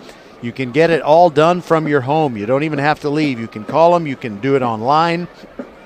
And they will certainly take care of you at the Needville Insurance Agency. All right. So now I'm working solo here. I didn't have anybody to arrange all of the scores that you would want to hear. So I just kind of have to, I'm just going to go with the Dave Campbell's Texas Football app and tell you what's on there. Excuse me just a moment. By the way, I want to thank all the folks here at the University of Houston. It's certainly a great facility. It's my very favorite place from which to broadcast a game. I mean, you're right on top of it. There's not a bad seat in the house if you are a fan. There's certainly not a bad seat in the place if you're in a broadcast booth. And there is no track. I mean, it's just gorgeous. It's wonderful. So love it when we have a playoff game here at TD-ECU Stadium. So without further ado, here are some scores for you. And this is a shocker in Class 4A. The El Campo High School Rice Birds, number 3 in the state, fall by a score of 24-14. Little Cypress Mauriceville knocked them off. So that is certainly very much, and it's very much an upset. By the way, I'm joined in the booth by Josh Cook. He's got some work to do, and I'm sorry if I knew you were coming, Josh, I would have kind of cleared that off. But you may hear him hitting the keys over there. We might even interview him in just a couple of minutes. But let's give you some more scores. The West Orange Dark Mustangs, ranked number 4 in the state, beat number 6 Belleville today, 29-17. And I'm going to skip a couple of these where we have teams that you probably don't really care too much about. Here's one, if you spend any time down near Corpus Christi, you know about the Refugio Bobcats. They are number 1 ranked in the state, and they beat Ganado today 34. Actually, they lead Ganado 34-0 after 3 quarters. We have a report from Hall Stadium in Missouri City. The Manville Mavericks leading the Hightower Hurricanes 7-0. 10:32 to go in quarter number 2. They started their game at 7 o'clock just like we started this one at 7 o'clock. But the thing is, well, evidently the first quarter was just filled with penalties and all kinds of delays and injuries and things like that. So they still have 10 and a half minutes to go before halftime there. Manville, ranked 7th in the state, leads Hightower 7-0, and that's a rematch of the two teams. The game on September 23rd was won by Hightower, 16-12 over Manville. So Manville definitely looking for revenge. At halftime, up in the Dallas-Fort Worth area, number 9, Lucas Lovejoy in Class 5A Division II leads Mansfield Timberview. 10-0 is the score. And by the way, I got a score that's going to knock your socks off from Class 5A. So don't go anywhere, all right? It's not this one, however. This is a great game, though. Number 10 ranked Crosby, the team that knocked out Marshall last year and made it all the way to the state semifinals, actually the state finals. Well, Crosby leads A&M Consolidated, but it's 36-29 with 4:39 to go in the second quarter. What an offensive fiasco that one is, and Crosby is up, but only by 7. All right, on we go. I'm editing as I go. I know some of these probably you may not really care one way or the other. Halftime, number 5 Argyle in Class 4A leading number 2 Stephenville 14-7. Argyle 14, Stephenville 7 at halftime. Guess I could turn up the band and sound even better. The Atascocita band on the field performing right now. San Antonio Alamo Heights, the Mules are leading 7-0. They are ranked 8th in the state, and they lead the Marble Falls Mustangs 7-0. Marble Falls, the alma mater of Jordan Shipley, former Texas Longhorn. San Antonio Brennan is leading Austin Bowie. That's in one of those Class 6A Division I Region 4 semifinals, so the winner of that ball game is very likely to draw Lake Travis next week. They got all of these games here. This is pretty awesome here. The Sinton Pirates, you know, I mentioned Refugio. If I mention Refugio, I have to mention Sinton. They're ranked 8th in the state in their classification, and they lead the Navarro Panthers 7-0 with 2:40 to go before the half. Get on your feet and join the band as we get ready for the second half. So Chapel Hill and Kilgore. Kilgore is ranked 6th in the state in their Class 4A division, and they knocked out Stafford last week. Stafford played a great football game, but Kilgore prevailed, and Kilgore is in a struggle. No score against Chapel Hill. That game is still in the first quarter. Okay, so here we go with final scores.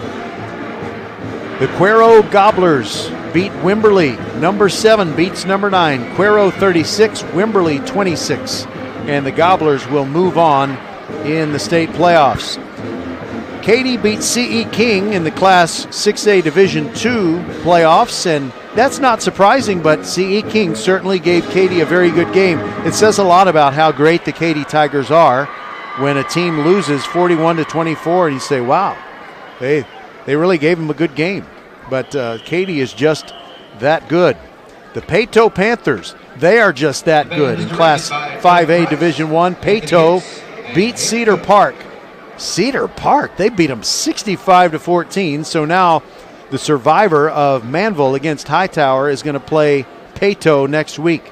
And that'll be a great game either way. But, wow, Peyto is just a nasty, nasty football team. I don't know that anybody would want to play them. Now, North Shore in Class 6A Division I, that's the team that is going to play the survivor of Atascocita against Ridgepoint. North Shore, I heard one account that they won 27-20 over Katy Tompkins, and another one that it was 26-20. Do you know, Josh, whether it was 26-20 or 27-20? 26? Okay. Yeah, 26-20. North Shore, ranked number 7 in the state, knocks out the Tompkins Falcons, who had an awesome season. And it'll be North Shore awaiting either Atascocita or Ridgepoint next week.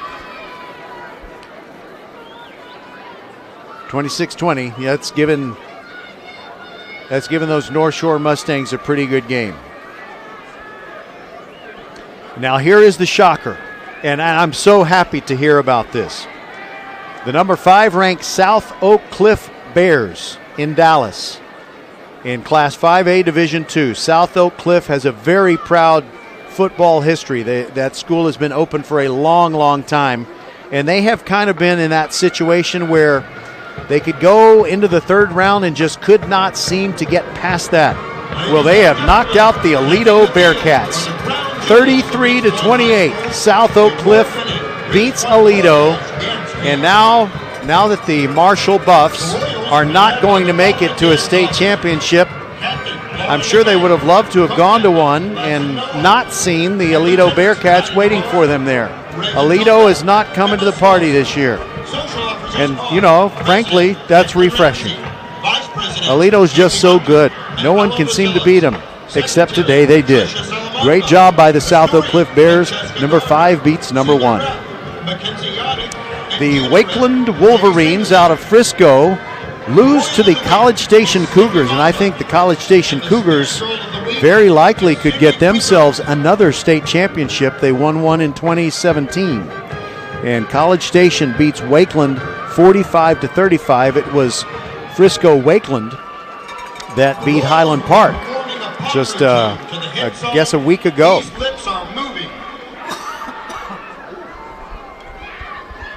All right, we move on. Salina 46-0 over Snyder. Number 3 ranked, I believe, in Class 3A, but I'm not certain of that. And I have to say, I really am impressed with what the Laredo United South Panthers did today. They lost to Lake Travis 35-19. But, Lake Travis with its several state championships, I think they have 5. They were pushed a little bit. They win today, however, 35-19. And so I think that you're probably going to see them as champions of Region 4 if Ridgepoint or Atascocita, North Shore, whomever it is, gets to the state semifinals. They'll probably be playing against Lake Travis. The number 2 ranked Brock Eagles beat number 1 Jim Ned. Not terribly surprising when number 2 beats number 1, but when they beat them 70-25, that's pretty surprising. All right, we're going to take a break and be back on VypeFortBend.com with more scores, and you're going to meet a new friend who can really help you out when we come back.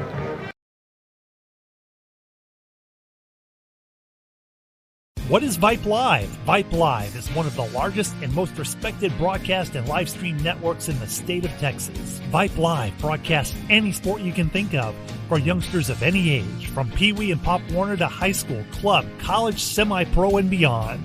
We also broadcast plenty of academic, fine arts, and community-related events as well, and now as partners with Flow Sports.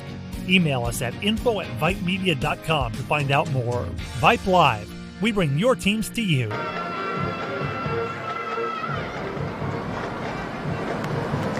Welcome back to halftime on VypeFortBend.com, your broadcast home for Fort Bend County High School sports. And it's a great opportunity here to talk to Bryce Kennard. He's with Comcast, the External Affairs Manager, and they have a great product that is so important to families these days called Internet Essentials. First of all, welcome in, Bryce. Thank you so much. It's good to be here. Well, you know, the world has changed so much in about a year and a half, and even though so many things are getting back to normal, and that includes school, you know, most every district is doing in-person school now in the state of Texas, but it is still critical for families to have good internet service. It's all about school assignments, work things that the adults in the home do. What does Internet Essentials make it possible for some people, you know, who might not have thought they could afford good Wi-Fi and internet? That's such a good question. So Comcast has been working in the digital equity space for more than 10 years. The Internet Essentials program is part of our wraparound strategy to support students and households who maybe have not had internet for the first time at all. And so if you're looking to get an affordable option, the Internet Essentials is your best option. I will give you a couple of chances, in fact, probably several chances to say this, but is there a particular website or phone number that people should call when they hear you talking about Internet Essentials and they hear how great it is? Where should they go if they are interested? Okay. So the Internet Essentials program has 3 pillars.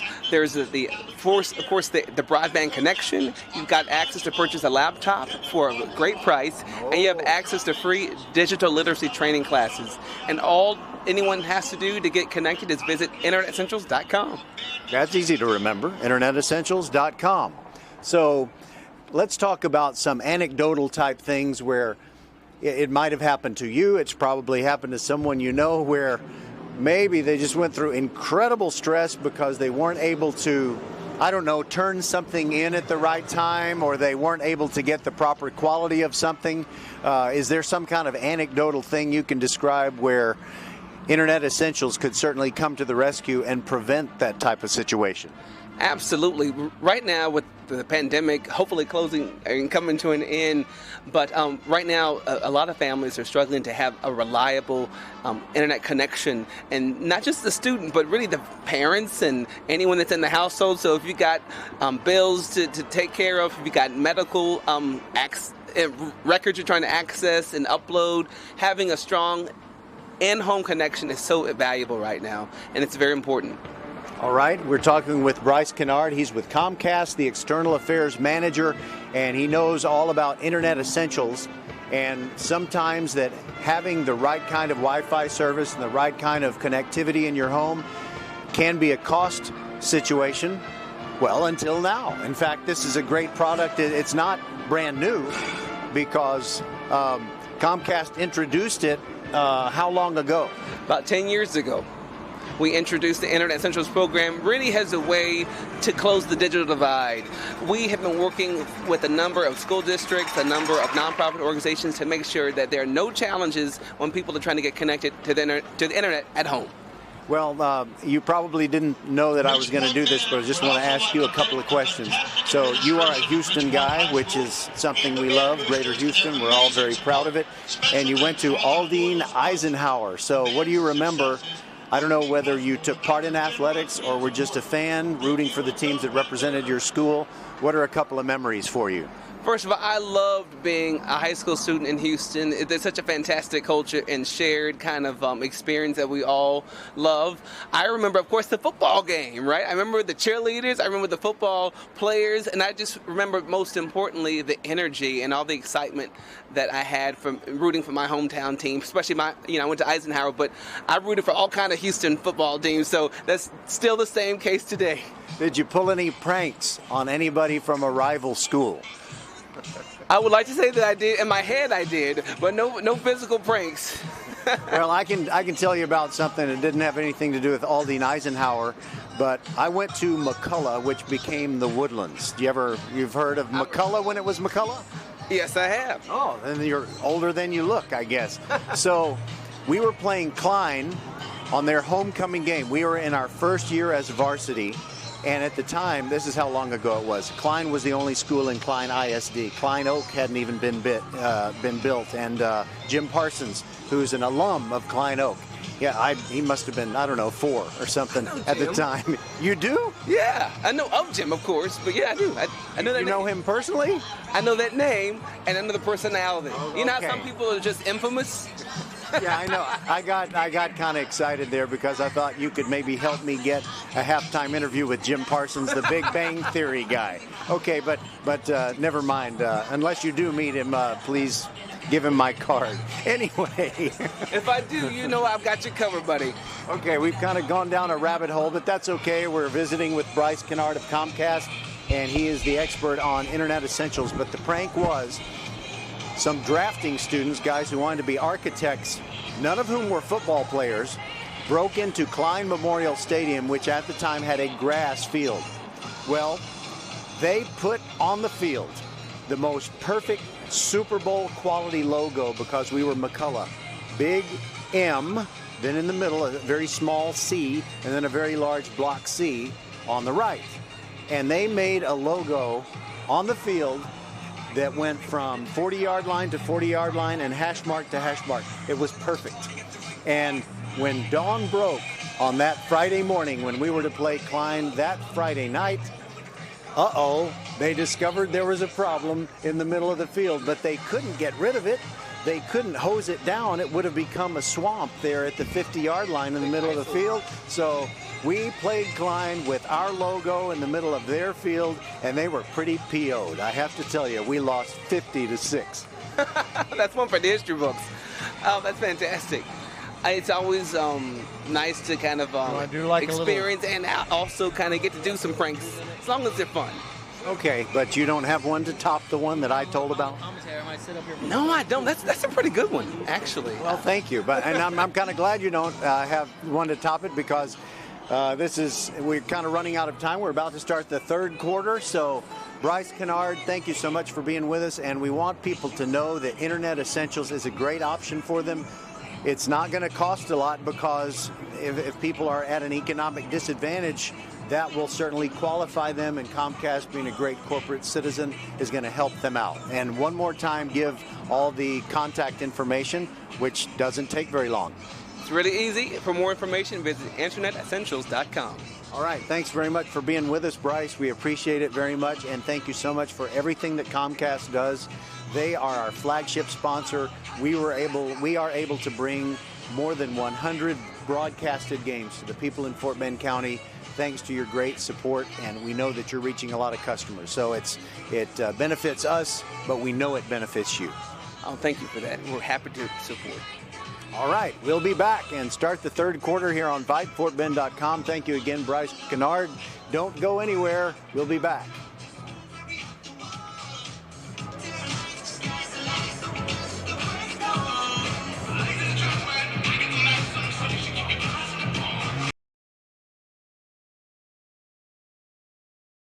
You work hard, so you deserve the good things in life, like getting an amazing deal on awesome internet. That's why there's never been a better time to switch to Xfinity. Get the fast and reliable internet you deserve for $19.99 a month for 12 months with a 1-year contract. And ask how to score 12 times the speed for the same internet price when you add Xfinity Mobile. Just imagine, faster downloads, more streaming, the possibilities are endless. Plus, you'll save hundreds over AT&T. Or learn how to get a $200 prepaid card when you get gig speed internet during the Xfinity Black Friday sales event. That means powering a house full of devices when everyone's home this holiday season. So what are you waiting for? Sign up now because you deserve awesome internet. Go to Xfinity.com, call 1-800-XFINITY, or visit a store today. Requires paperless billing and autopay, ends 12/6/21. Restrictions apply. New Connect Internet 50 megabits per second customers only. Equipment, taxes, and fees extra and subject to change. After term, regular rates apply. Compares monthly service charge for Xfinity 600 megabits per second to AT&T 500 megabits per second, each with one unlimited mobile line for a year as of 10/6/21. Reduced speeds up to 20 gigabytes of mobile usage. We're back in just about 3 minutes before we start playing football again. Rich Point trailing Atascocita 10-0, and we have an update on Hightower and Manville. It's now tied 7-all in the second quarter. A couple other scores that we didn't give you before. Number 1 ranked Denton Ryan in Class 5A Division I They had a scare, but they won 37-33 over Longview. They're really having a party out there. And we're having a party in here in the broadcast booth as Josh Cook joins me, Vype writer extraordinaire. You've been patrolling the sidelines. What do you think is the key to Atascocita opening up this 10-0 lead over the Panthers? I think it's two things. Atascocita has been able to get going early with the run. Tyrus Winfield's looked good coming out of the backfield. Zion, the quarterback, has looked good, kind of rushing a little bit around. For Ridgepoint, they just need to get the offense going. I think, what Atascocita is doing is they're collapsing the pocket for Bert Emanuel, and he's not getting out of the pocket as fast as he's used to. And he's missed a few throws, that throw into the end zone where Marvin Session just right over his fingertips. He puts a little bit more touch on that. He gets it in. But here's the thing, it's only 10-0. There's no reason to freak out if you're Ridgepoint. You have the offense to go and score quickly. So we'll see what happens in this second half of action. Last year's game was 55-45, so 10-0 at halftime seems like a crazy score. Another thing that I noticed, Ridgepoint had scored 17 touchdowns off of 21 takeaways this year. They got the interception from James Wally, but can't turn it into something. That was kind of damaging. Yeah, you have to, if you get the ball away from Atascocita, you have to go score. You have to be able to score some touchdowns. Atascocita's offense will go. Zion Brown, the quarterback, is an elusive little quarterback. If he makes a mistake, you have to make them pay for it. But for Ridgepoint, you really have to look at, there's two things. Really, it's, can we get Azell Jolly going? They haven't really been able to get the running game going. I haven't seen really Azell Jolly get many carries, if any, tonight out of the backfield for Ridgepoint. So it's interesting if Ridgepoint can get Jolly going coming out of the backfield and maybe get Bert Emanuel maybe a couple more quarterback designed runs for him, because when he gets out into space, he can make some people miss and he can do some damage with his legs. So maybe a few more quarterback runs, maybe a few more little short passes to Marvin Session. And throughout the season, we've noticed that Coach LaFavors has brought in Mason Dossett. And it doesn't mean that Azell Jolly's not performing or whatever.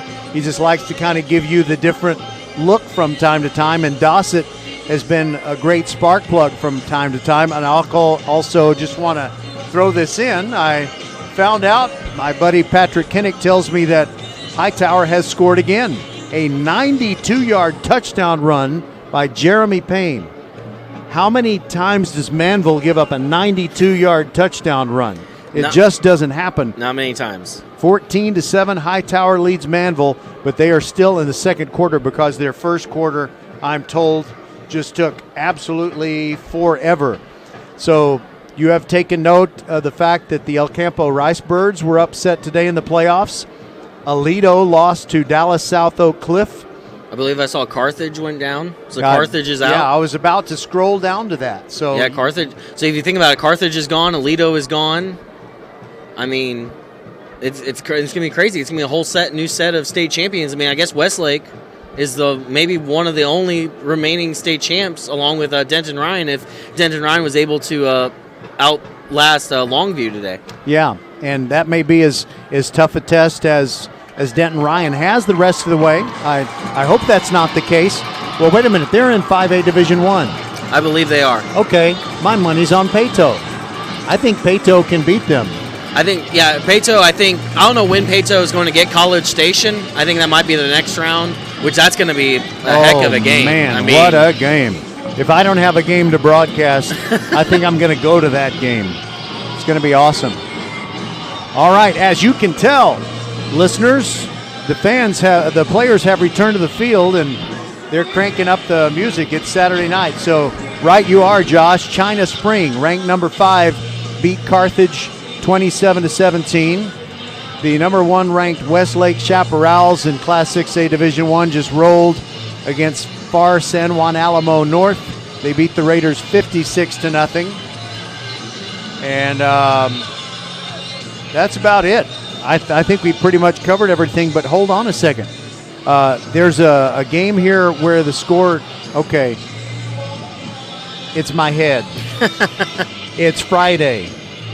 The day after Thanksgiving never seems like Friday. It feels like Saturday. Exactly. Okay, so You're tomorrow, okay. So yeah. I went back to the future there for a second. And so you got several great games tomorrow, and Bridgeland takes on Cedar Hill in Class 6A Division 1 or 2? I believe so. I think 1. Okay. And you got Denton Geyer. I don't know that they'll be challenged by the Byron Nelson Bobcats. You got Allen against Euless Trinity. I don't know who to root for in that one. I want them both to lose, actually. South Lake Carroll taking on the Louisville Fighting Farmers.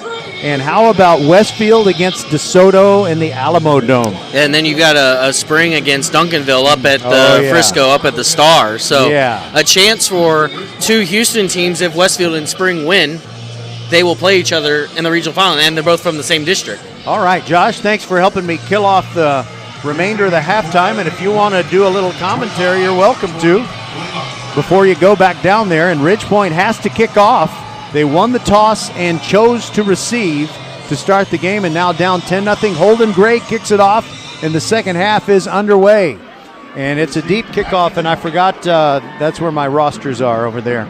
And return down the far sideline, and a pretty good one near the 35-yard line. You know, maybe, Josh, let's just switch places here. That's what we ought to do. It's like, hold on, walk under that wire.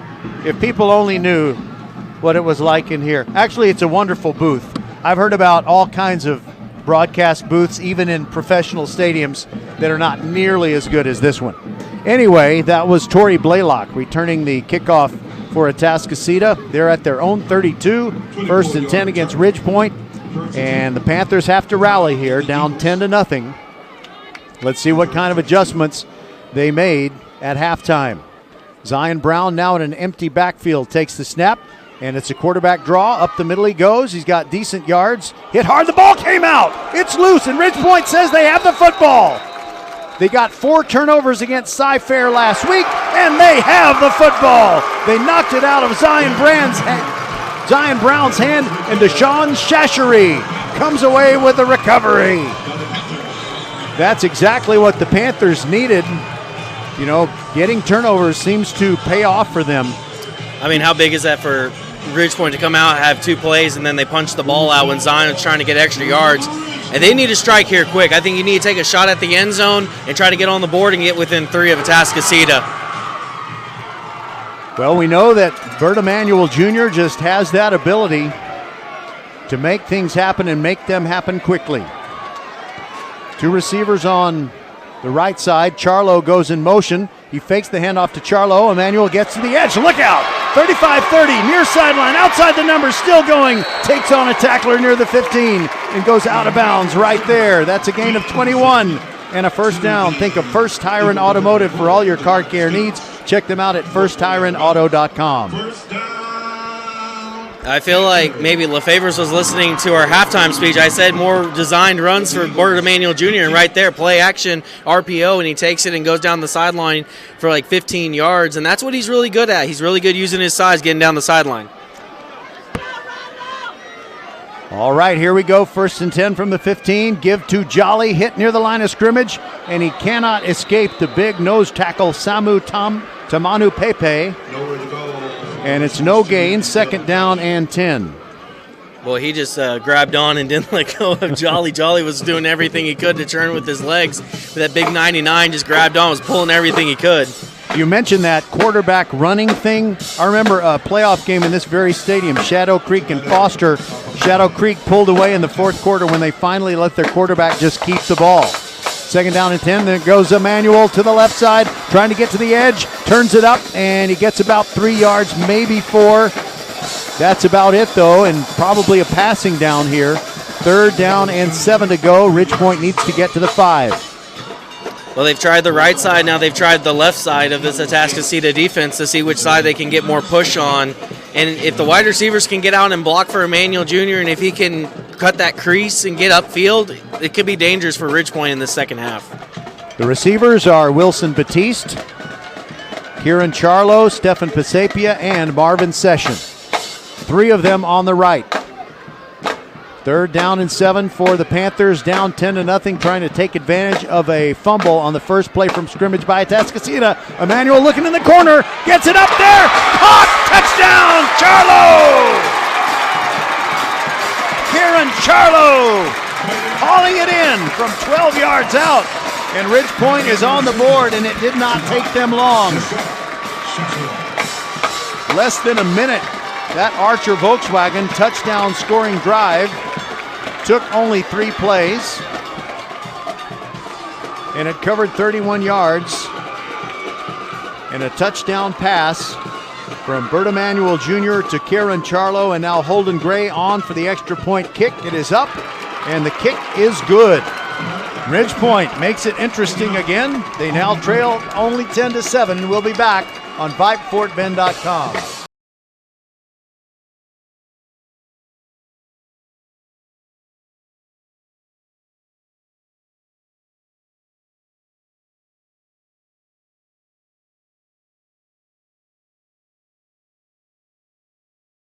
First Iron Automotive heard you were thinking of starting your holiday shopping earlier this year, so the season of giving starts now. $15 off oil changes, $100 off 4 tires, and save on just about any service. Head to the website firstironauto.com and claim your savings. First Iron Automotive, a proud sponsor of Fort Bend Vype Sports. Make your appointment today at any of the 4 convenient locations in Sugar Land and Cinco Ranch. All 4 stores open on Saturday. firstironauto.com. 12-yarder. All right, we're back here. And before he has to go back down to the field, Josh Cook is joining me in the broadcast booth. Kieran Charlo has just caught a 12-yard touchdown pass for the Panthers, and they cut that 10-0 lead to 10-7. Holden Gray will kick off. There it goes, and it's pretty deep, and it comes down to Blaylock. Blaylock up the numbers on the near side, and a nice open field tackle there. Terrence Howard wrestled him down near the 20-yard line, and that's where Atascocita will start. Josh, did you see who hit Zion Brown to make the ball come out? I didn't see it either. Who hit him, but it was just a good defensive play right in the middle. And back to that Bert Emanuel Jr. touchdown pass. What touch to put it in the back corner of the end zone. That's what we were talking about earlier, too. I said he put a little too much zip on that ball into the end zone earlier and made a succession and a great pass there to Charlie to score. And like you said earlier, points off of turnovers right there, 7. All right, so that means that Ridge Point has scored 18 times off of 23 takeaways by their defense. And a whistle prior to the snap. Timeout taken by Atascocita, I believe. I'm not sure. They didn't point either way. But we'll be back after this timeout on VypeFortBend.com.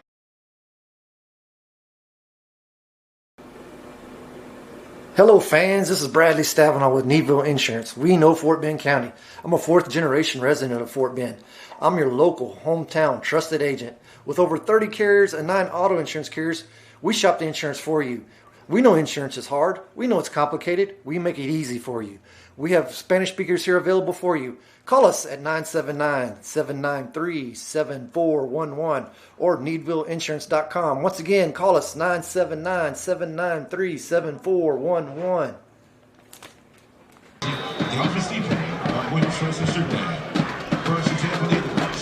Ridge Point defense goes back to work. 1st and 10 from the 20 for Atascocita. Zion Brown, the sophomore quarterback, takes the snap. Hands it off. There goes Blaylock. He breaks through. He's got a nice gain. Just about 10 yards. Depends on where they spot it. He's got at least 9. Yeah, they say that the ball was 9 yards down the field when his knee touched. So it's 2nd down and 1 for Atascocita, trying to rebound after that turnover that led to the Ridge Point touchdown. Winfield moves over to the right side of the formation. Another delay. There goes Blaylock. Nice blocking up front. And he picks up 5, gets the 1st down. That's a 1st down. Think of First Tyrant Automotive for all your car care needs. Check them out at FirstTyrantAuto.com. The new line of scrimmage is the 34. Deshaun Shashery made that last tackle. Winfield and his offensive mates looking at their wristbands after hand signals from the sideline. Brown takes the snap, hands it off to Winfield. Hit deep. Mason Hall dropping him for a loss of 1. And if it wasn't going to be Mason Hall, it would have been Cameron Richardson. They both arrived at the running back's locality immediately. In fact, that's a 2-yard loss, 2nd and 12.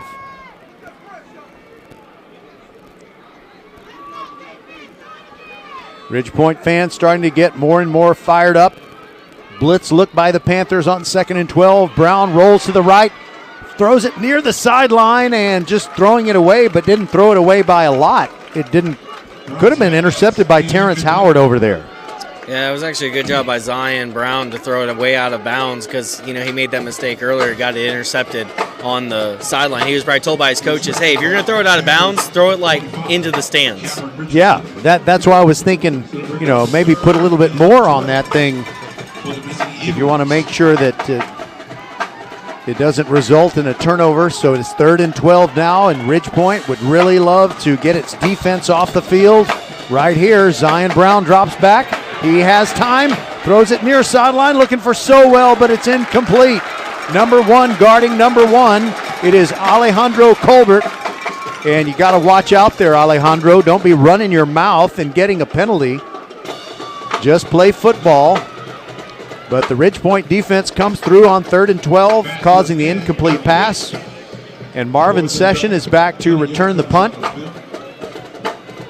What we've seen thus far from Atascocita, when they punt, they've got a pretty good punter in Zachary Emmerich. Back deep for the Panthers, 8 Session. Session is deep, standing at his 35. The punt is away. It's a wobbler. Lands near the 40. It's going to roll. Takes about a 6-yard roll for Atascocita, and it's down by Keith Wheeler. And Bert Emanuel Jr. and the Ridgepoint Panther offense goes back out there. Yeah, this is a big drive for Ridgepoint because you could swing this entire game within the first 4 minutes of the second half. After that fumble, you score a touchdown, you come out, you score here. All of a sudden, it's 14-10, and that 10-0 halftime deficit didn't look like anything. I'm often fascinated by gadget plays, and when is the best time to use them? Seems like this might be one of those times. Emmanuel fakes the handoff, drops back, they keep him clean, he throws it, ball is tipped, and it falls incomplete. I said it was tipped because that's what the ball looked like. Did you see if it was tipped or maybe slipped out of his hand? I think it might have just slipped out of his hand. I think he kind of reached back and like he was going to throw it deep, and then the ball just kind of slipped out of his hand, came out wobbly. He's lucky that didn't get intercepted because it fell between 3 Atascocita defenders in that secondary. And Bert Emanuel Jr., 12 games plus more than half of the 13th game, not a single interception on the year. Empty backfield, 2nd down and 10 for BJ and the Panthers. He's going to keep it, running right, makes a move, gets outside the numbers. He's got a 1st down and more, and he's tripped up beyond the 45, gets to the 47. That's a 1st down for the Panthers. DeMarcus Peters made the tackle for Atascocita. That's a 1st down. Think of First Tire and Automotive for all your car care needs. Yeah, that was a great block by Ashton Bethel Roman on the outside to really spring Emmanuel Jr. on that run. Good blocking by the sophomore wide receiver. Ashton Bethel Roman's dad, Mark, played in the NFL. Several Panthers have NFL dads. Up the middle, Ezel Jolly. Gain of 6 yards. It'll be 2nd down and 4. He gets the ball into Atascocita territory at the 46. It seems like Ridgepoint's really starting to try to test the middle of that defensive line for Atascocita. I think they believe they can wear them down, and it looks like maybe they are starting to wear them down a little bit because they're starting to bust these plays for more yards. Emmanuel hands it off, feeding Jolly. He's hit hard near the line of scrimmage. He gains a couple of yards. It's going to set up a 3rd and 1. That was a perfect form tackle by Jaden Dukos. They gave him the 1st down there, Josh. I thought it was at least a yard shy of it. I think he might have made one last-ditch effort to get that ball across. But great for Ridgepoint here to be set up on the 43 of Atascocita and driving. So Atascocita has had, I guess they've had 5 plays from scrimmage in this 3rd quarter. There's a short pass and a completion and a 1st down. Ashton Bethel Roman with a 12-yard catch and run. Right over the middle. And Emmanuel, you can see him going through progressions, looking at multiple receivers before making his choice. Yeah, he's not just targeting Marvin Session, which everyone believes he's just going to go to Marvin Session all the time, and he's going through his progressions, working across the middle of the football field, and they're driving right now. This is looking like a really good Ridgepoint offense. And it's still Ezel Jolly in there at the feature running back position. We haven't seen much of Mason Dossett. Give to Jolly, up the middle, gets about 3 on first down, 2nd down and 7. Nice tackle by Atascocita's number 30, Micah Tate. And I know you want to score here if you're Ridgepoint. You want to take the lead, but I also wonder, too, how much you look at the play clock and try to just run this clock as much as you can to keep the ball out of Atascocita's offense. Atascocita led last year's playoff encounter 14-0 in the first quarter, but Ridgepoint came back strong. And now Ridgepoint trailing 10-0 at the half has cut it to 10-7, and they are threatening.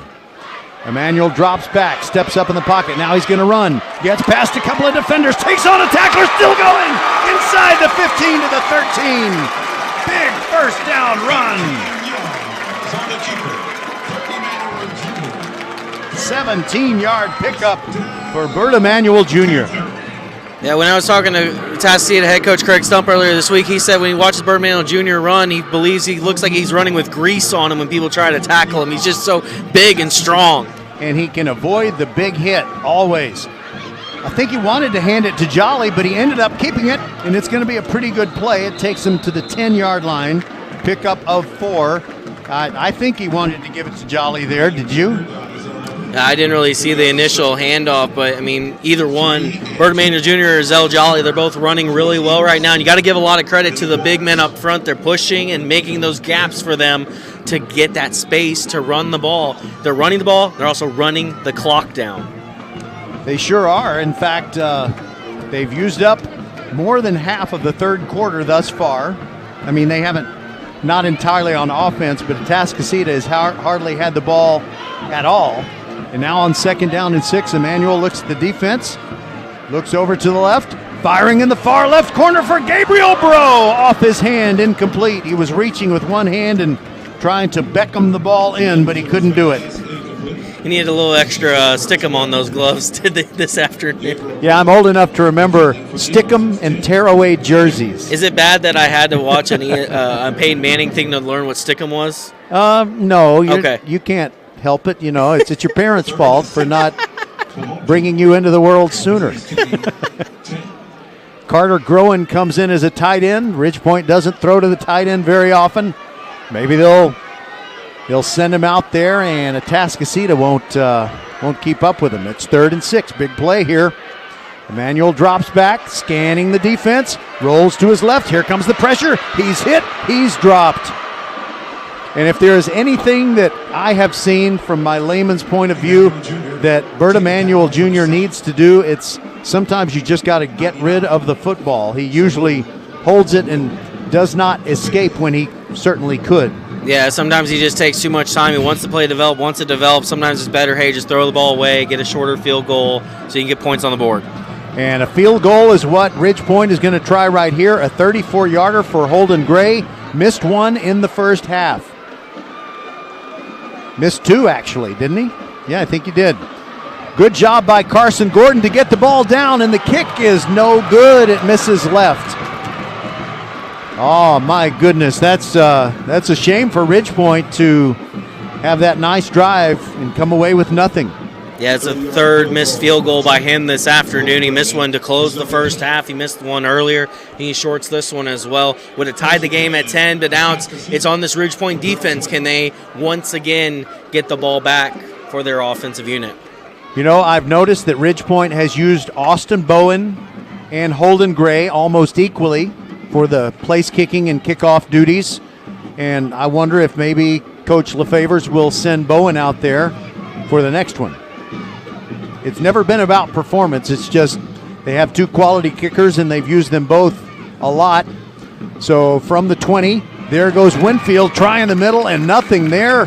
Mason Hall, I was about to say Mason Hall the brick wall, because I like to say that. But Taylor Davis came up with the tackle on that one, no gain. Yeah, Taylor Davis is a good defensive specimen when you look at him. He's kind of a smaller guy, but he just gets to the ball quick, helmet to the ball, hits hard. You really like what he brings to this defensive unit. There goes Chase Sowell in motion.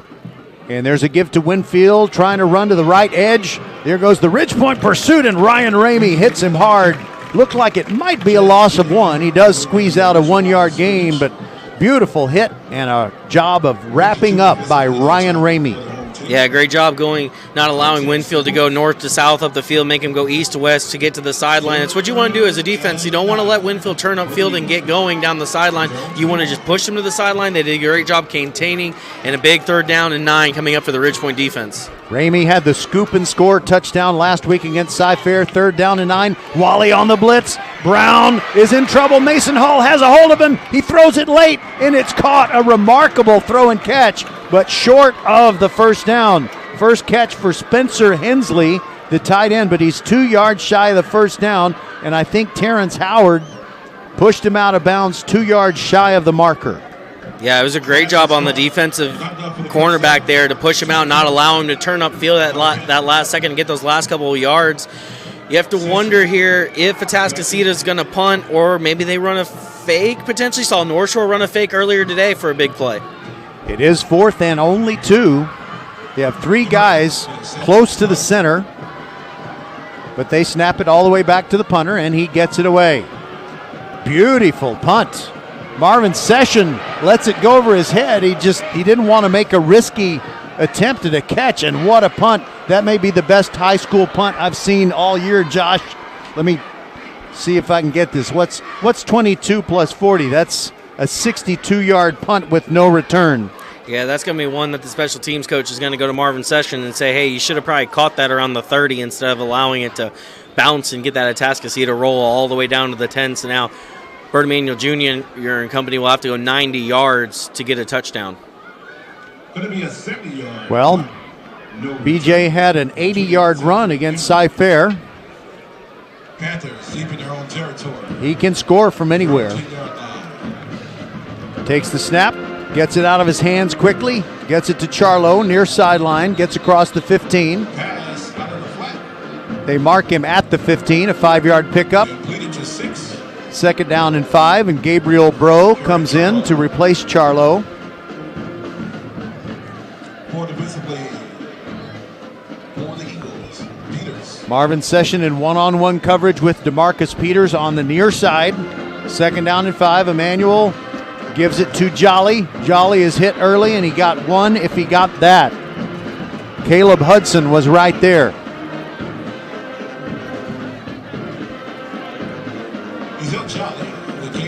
Now on the 3rd down and 4. Atascocita takes out their massive nose tackle, Samu Tamanu Pepe. Ryan Phillips comes in for Ridgepoint. He often plays the role of the blocking fullback. They might leave him in for just a little bit more protection. Emmanuel looks at the defense, calls for the snap, and he throws it near sideline. Back shoulder throw. Marvin Sessions got it at the 37. Perfect pass. DeMarcus Peters got turned around, and Marvin Session makes the catch, and Bert Emanuel Jr. is sitting down. I hope this is just a cramp, Josh. I was mainly focusing on the catch, which was a phenomenal catch by Marvin Session. And then Bert Emanuel Jr. was just limping, trying to get to the sideline as fast as he could. And then finally trainers just told him, hey, lay down so we can come work on you. And it looks like they're just stretching out. Looks to be that right leg of Bert Emanuel Jr., so more likely a cramp. Had some cramping going on in the North Shore game earlier today, too. So day after Thanksgiving. Yeah, what do you think? Too much of a certain... It might have been too much pecan pie. Yeah, too much pecan pie. We put a poll out on Vype Houston, and pecan pie was the winning vote getter for pie at Thanksgiving yesterday. Yeah, I had myself a slice yesterday at my mom's house in Shenandoah. She lives right across Highway 45, probably, less than half a mile from Wood Forest National Bank Stadium. Uh-huh. Maybe it's about 1 mile. That's not bad. Not bad at all. But she has gone to her last football game. It's not something that, you know, she went to hundreds and hundreds during her time when she had youngsters in her house. But it's been a while. In fact, the last game that she ever attended was the 2003 state championship game in Rice Stadium, North Shore, and the Woodlands Highlanders. Wow. That goes back to Matt Malatesta wrote a book about that season. Yes, he did. For North Shore. It's my life. You know, he's kind of Mr. North Shore when he walks on campus over there. Well, B.J. Emanuel has gotten to his feet, but it just looks like it's a very severe cramp. You know, what do you do to make that thing loosen up quickly? Carson Gordon threw a bunch of quick warm-up tosses, and he's out there ready to keep things going and keep the seat warm and hopefully lead a scoring drive while B.J. is in the bench area getting the back of his right leg to loosen up. 1st and 10 from the 37 after the great catch and the hot snap. Gordon has to just chase it back to the 25-yard line and fall on it. The snap came in hot and just a little bit to his right. I'm not sure he was expecting it right then. Yeah, it was a little high and outside maybe for Carson Gordon. First time I saw Carson Gordon was actually last year at the UIL State track meet. Made it there, I believe, for the triple jump for Ridgepoint as a freshman. Ray has a couple offers as well for football. Kind of the future at quarterback for this team. Excited to see what he can do in this situation for BJ. I wonder, with it being as cold as it is, if it's going to be harder for them to loosen up that muscle too. Loss of 10 on the play. Gordon facing 2nd down and 20. Drops back, stands strong, throws it, and it's incomplete. A little bit high, intended for Wilson Batiste near the 36-yard line. And Devon Bacon really timed his hit well. Hit Batiste from behind as the ball arrived. Incomplete, 3rd down and 20. And it's still Carson Gordon out there. You know, usually they have a table. You can put a guy on there and facilitate stretching him out, but they don't seem to have one in the Ridgepoint bench area tonight. Gordon dropping back on 3rd and 20. Near sideline, looking for Session, and overshoots him. Double coverage by Atascocita. They had that covered up pretty well, and it's going to be a punt situation for the Panthers, who still trail 10-7 with 1:22 to go in this 3rd quarter. Taylor Davis comes on to punt it away. And Atascocita is sent back 2 punt returners most of the time, but this time it is just Chase Sowell by himself, standing on his 40-yard line. And there's a punt that is kind of away from him. He catches it on a second hop, and he gets a pretty decent punt return of about 12 yards. As Ridgepoint's Justin Brown dragged him down from behind. No flags on the play. This has been a remarkably clean game for the Panthers. B.J. Emanuel is getting those electrolytes in his system, drinking lots of Gatorade, and he is standing up. And, of course, several sports medicine experts giving him some advice on how to get loosened up again. But evidently that leg tightened up in a big way. Zion Brown and Atascocita leading 10-7. A pass attempt on the first play. It's Wheeler. It's complete. Ryan Ramey rushed him out of bounds. 5-yard pickup right there on the sideline in front of the Eagles bench.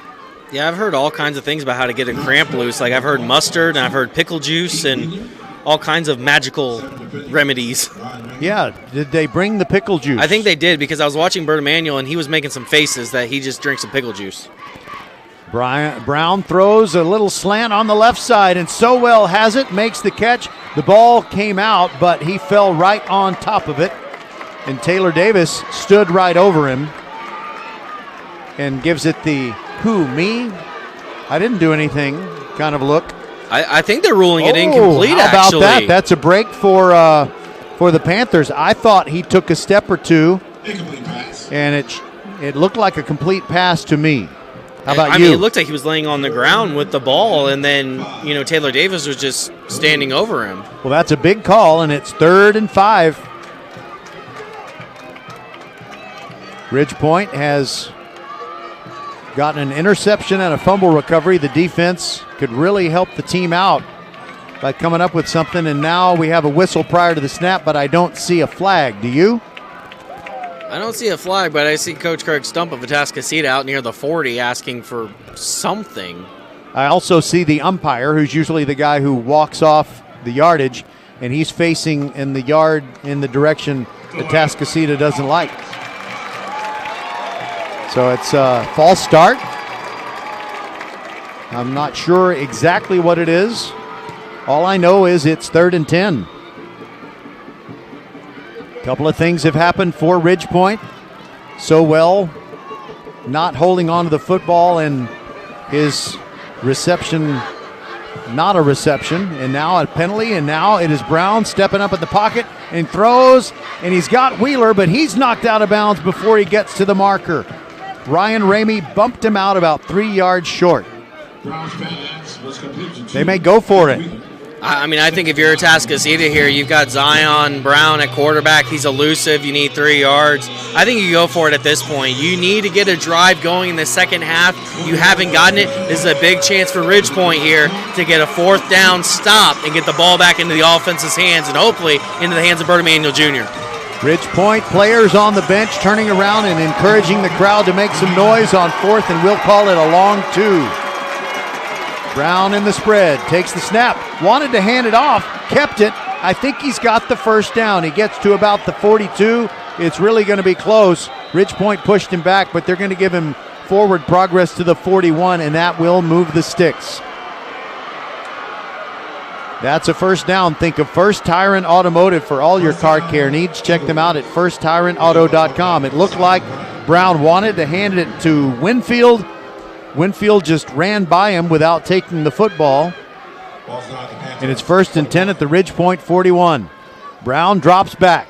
They keep him clean. He pumps short. Now he throws it, and it's tipped near the line or came out of his hand, one or the other, and it falls incomplete at about the 35.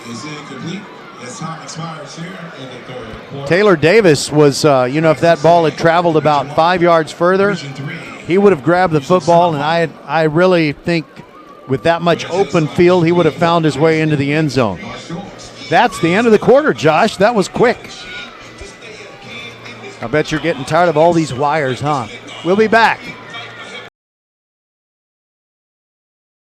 You work hard, so you deserve the good things in life, like getting an amazing deal on awesome internet. That's why there's never been a better time to switch to Xfinity. Get the fast and reliable internet you deserve for $19.99 a month for 12 months with a 1-year contract. And ask how to score 12 times the speed for the same internet price when you add Xfinity Mobile. Just imagine, faster downloads, more streaming, the possibilities are endless. Or learn how to get a $200 prepaid card when you get gig speed internet during the Xfinity Black Friday sales event. That means powering a house full of devices when everyone's home this holiday season. So what are you waiting for? Sign up now because you deserve awesome internet. Go to Xfinity.com, call 1-800-XFINITY, or visit a store today. Requires paperless billing and autopay. Ends 12/6/21. Restrictions apply. New Connect Internet 50 megabits per second customers only. Equipment, taxes, and fees extra and subject to change. After term, regular rates apply. Reduced speeds after 20 gigabytes of mobile usage. All right. Evidently, the officiating crew, at least some of them, have dates. And very, very quick break between the 3rd and 4th quarters, and on the first play, a scramble by Zion Brown, and he's dropped after a gain of 6. It's 3rd and 4. Here we go. Big play. Back in the pocket. Flushed over to the left. He's going to run for it. He'll make it. Gets out of bounds near the 30. And arriving a little bit late, Terrence Howard and the rest of the Ridge Point would-be tacklers. It's 1st and 10 at the 30 for the Eagles. Ridge Point's got to keep him out of the end zone here. Not that if they were down by 10 with most of the 4th quarter to go, not that they're not capable of coming back. But Atascocita is, other than those 2 turnovers, they've played error-free football, and they've been stronger in the kicking game. Brown drops back. He's going to put it in the air, throws, and it's intended for Wheeler. Did he make the catch? Yes, he did. At the 19-yard line, that's an 11-yard pickup right in front of Deshaun Shashery. That moves the 6. It's a 1st down. Think of First Tyrant Automotive for all your car care needs. Check them out at firsttyrantauto.com. Ridge Point needs a turnover right here. First and 10 from the 19. Three-man front for Ridgepoint. And Winfield hit in the backfield. James Wally throws him down like a wet rag for a loss of 3. And we hear the Cougar growl coming out of the scoreboard as the Panthers make a play. Too, right? Yeah, it sure does. That was an impressive play by the Ridgepoint defensive, and he just busts through there, timed it out perfectly, and then just wraps up Winfield before he almost hit him right before he got the ball. That's how fast he got back there. Now that they've got the Eagles behind the sticks, we'll see if Ridgepoint can do something. Brown steps up in the pocket, looking. Being chased by Mason Hall and simply throws it away. Now that's a throwaway, Josh. A good 20 feet beyond the boundary where no one can catch it except maybe a cheerleader. I think LeFavors is looking for a holding, intentional grounding, something. I mean, the amount of time that Zion Brown had back there definitely probably was aided a little bit. So here we go with 3rd down and 14, and Ridgepoint got that big play from James Wally on first down on this particular series. They've got to keep Atascocita behind the sticks. Brown drops back. He has time. He throws. He's looking for Sowell near the sideline. He's got it. Caught at the 2-yard line and out of bounds. It'll be 1st and goal from there. Ryan Ramey trying so hard to keep up with that wide receiver deluxe, Chase Sowell. Yeah, Chase Sowell, he's just a special individual. Should be getting highly recruited, but just an impressive individual. And now here comes the jumbo package of personnel for Atascocita with a 1st and goal at the 3. Ridgepoint has been tough on goal line defense. Winfield is hit at the line of scrimmage and goes nowhere. It'll be 2nd and goal from the 3. Winfield, ball carrier, tripped up. Cameron Richardson right there for the Ridgepoint Panthers. Walker Aycock and Alejandro Colbert come off.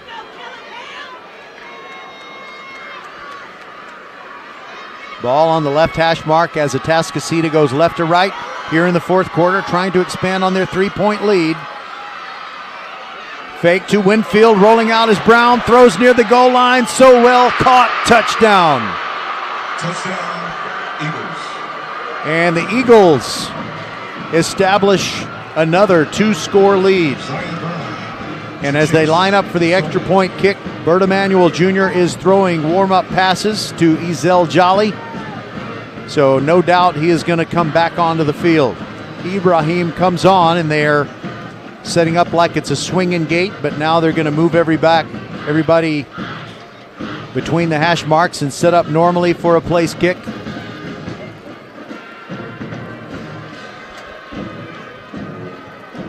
Ibrahim's kick is up, and it's good. And it makes it 17-7 Atascocita over Ridgepoint with 9:31 to go. We'll be back on VypeFortBend.com. Yusuf Ibrahim.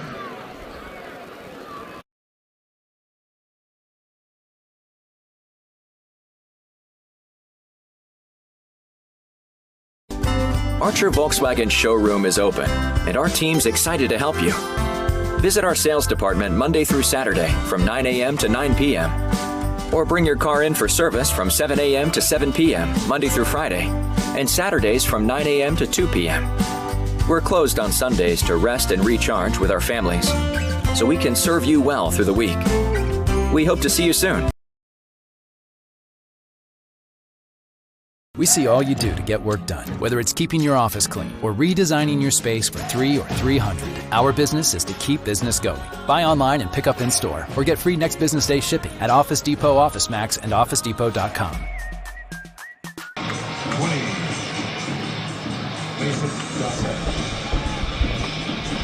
20. Mason Dossett back to receive the kickoff for the Panthers. Ball in the air.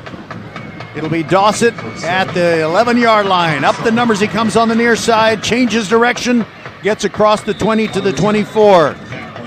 Jonah Castletine reined him in. And here come the Ridgepoint Panthers. Hopefully there will be no lingering cramps for Bert Emanuel Jr. So the team huddles over in front of the bench. And they get it with 9:25 to go at their own 24-yard line.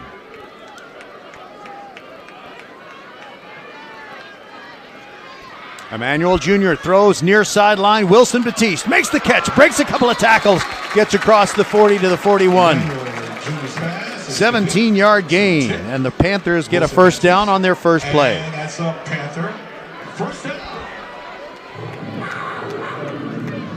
Empty backfield now, 3 wide receivers to the right and 2 to the left. Emmanuel, he's going to run the quarterback draw. Gets 5 yards, takes it to the 45-yard line, second down and 5. And I didn't see his usual explosiveness there. I think that there is still a little bit of cramping, and that does kind of take away one of his many dimensions as an offensive threat. Second down and 5. He drops back, runs the quarterback draw again, now throws late for Batiste, and it's incomplete, but a flag comes in. They're going to flag Devon Bacon, and it'll be a first down for the Panthers. Intended for 10, Wilson Batiste.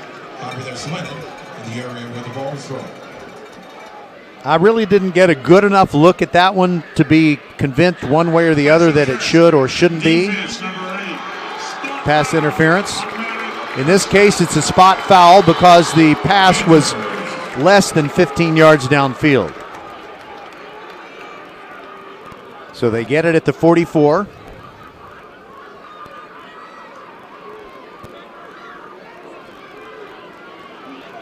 Again, the empty backfield. Emmanuel takes the snap, drops back, pump short, looking for Batiste, and he's got it inside the 10. He's gone! Touchdown, Wilson Batiste! And the Panthers get back within 4 with the extra point to come. That was such an impressive job by Bert Emanuel Jr. His run game not really where it could be right now with the injury, but then he's able to do the Peyton Manning pump fake. He pumps fakes with his shoulder, sells the corner, and then what a catch by Batiste to get into the end zone. And just like that, they're back within a score. That Archer Volkswagen touchdown scoring drive covered 76 yards in 3 plays. It took 58 seconds, capped off by the touchdown pass from Bert Emanuel Jr. to Wilson Batiste. Holden Gray's extra point kick is good. Ridge Point gets within 17 to 14. We got us a ball game, folks. We'll be right back on VypeFortBend.com.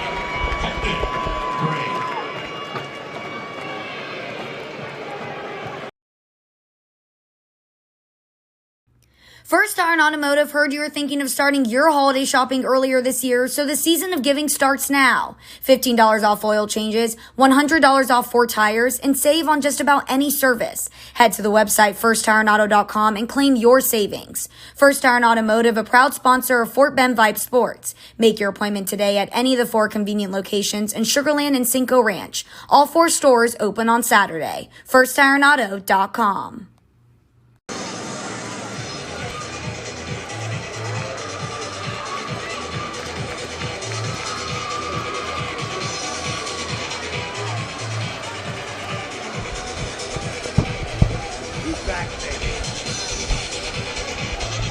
All right. That was for Josh Cook, but I guess it can be for you too. Bert Emanuel Jr. capping off a quick touchdown drive with the long touchdown pass to Wilson Batiste. Holden Gray to kick off for the Panthers. And it's going to come down to Blaylock. Blaylock up the right hash marks. Good return across the 30. Still going to the 33. Finally shut down there by Ridge Point special teams ace Justin Brown. Well, entertainment-wise, drama-wise, you really couldn't ask for more. Are you going down to the sidelines now? I believe it's the time where I go down to the sidelines. So It's been a lot of fun, Roger. You enjoy the rest of the game. Yeah, thanks for, making sure I wasn't alone on a Friday night. All right, here we go. Zion Brown and the Atascocita Eagles. Their lead has been cut to 17-14. Hands it off to Winfield. Up the middle. Good run, about 5 yards. Depends on where they spot it. Maybe 6. It'll be second down and 4.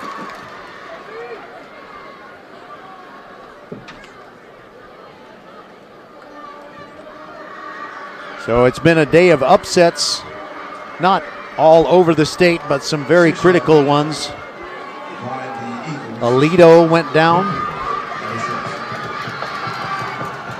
2nd down and 4 for Atascocita with 7:53 to go. They lead 17-14.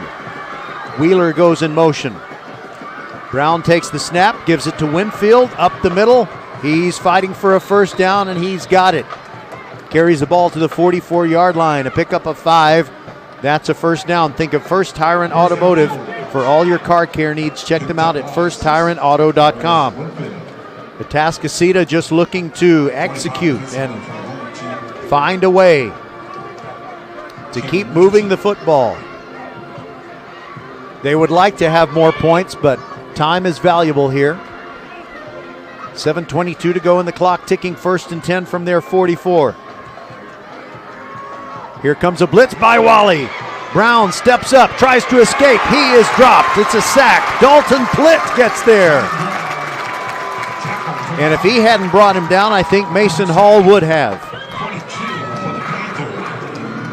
Loss of 2, 2nd down and 12.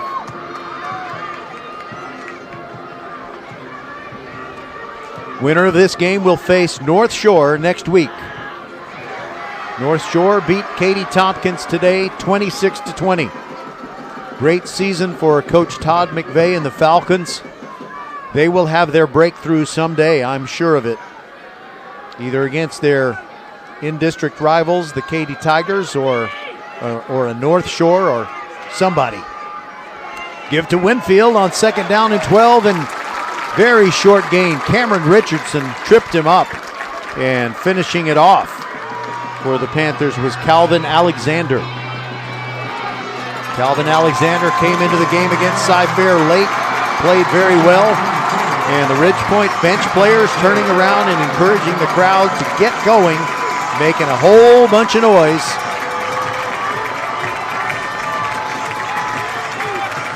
And here we go. 3rd down, and let's call it a long 11. Wheeler goes in motion for Atascocita. Brown drops back. Here comes Hall. He avoids him, and he's running down the field, but he's stopped. Cameron Richardson corralled him. And it was also another play by Calvin Alexander. And it's 4th and 7 for Atascocita, and they will have to punt the football away. And the game will be hanging in the balance when Ridgepoint gets the ball back. Marvin Session deep to receive it. He is standing well inside his 10 after the last punt went over his head and rolled to a 62-yard punt. Little bit of a low snap, but the punt is away. It's a wobbly one. Bounces a couple of times. Session's going to pick it up, and he gets around the resistance. No, he doesn't. He's dropped inside his 5, way back at the 3-yard line. It was difficult to catch that football, so he decided to let it bounce, and it bounced a couple of times before, and it really cost him. The officials trying to figure out where to spot the football. I think it should be at the 3, but they're going to put it at the 4. So if Ridgepoint is going to get a tying or go-ahead score, they've got to go a long way to get it. They are going from right to left in this 4th quarter, down 17-14 with 5 minutes exactly to go in the game. Bert Emanuel Jr. in the spread formation, standing on his goal line. Turns around and hands it off to Ezel Jolly. Running tough, gets a yard, that's it. Jolly wrestling his way across the line. Braylon Conley on the tackle.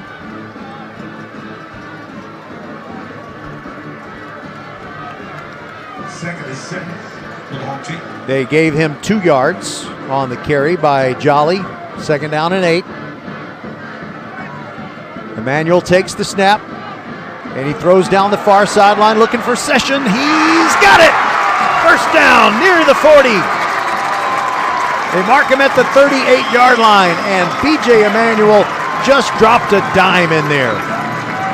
You just can't throw it any better than that. And DeMarcus Peters was playing defense. He did a great job, but it was just a perfect pass. Here we go. Third play of the drive. Ball at the 38-yard line. Empty backfield for B.J. Emanuel and the Panthers. He drops back, gets rid of it quickly. Stefan Pasapia. Quick catch, turns around and gains 6.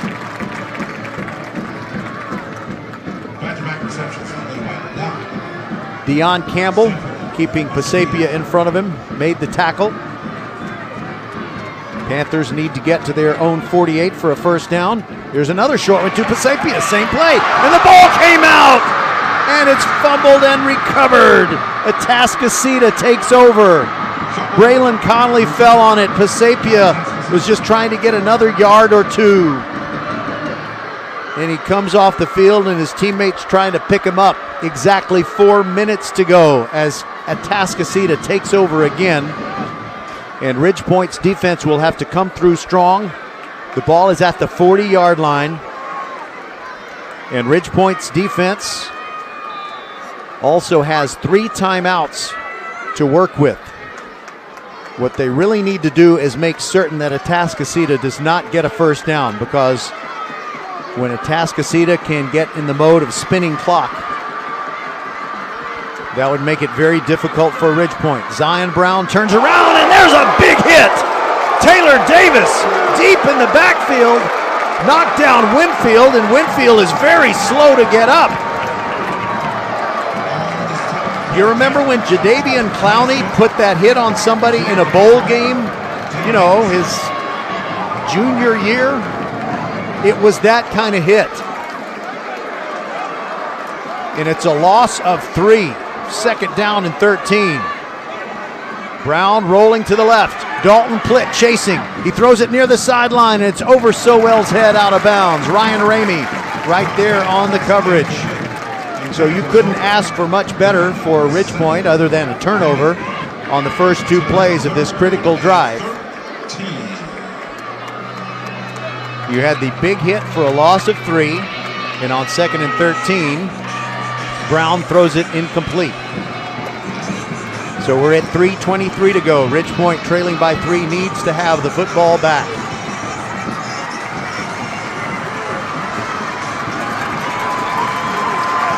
Everybody seems to be standing up on the Ridge Point side. Brown drops back, lets go of the football. He's got Sowell. He's running in the open field. Look out. 40-yard line, near sideline. Walker Aycock trying to drive him out of bounds, and he does. That stops the clock, and that's good. But with 3:13 to go, Atascocita is now at the 21-yard line. What a great gifted player Chase Sowell is. And it was wise for the young sophomore, Zion Brown, to look in the direction of jersey number 1.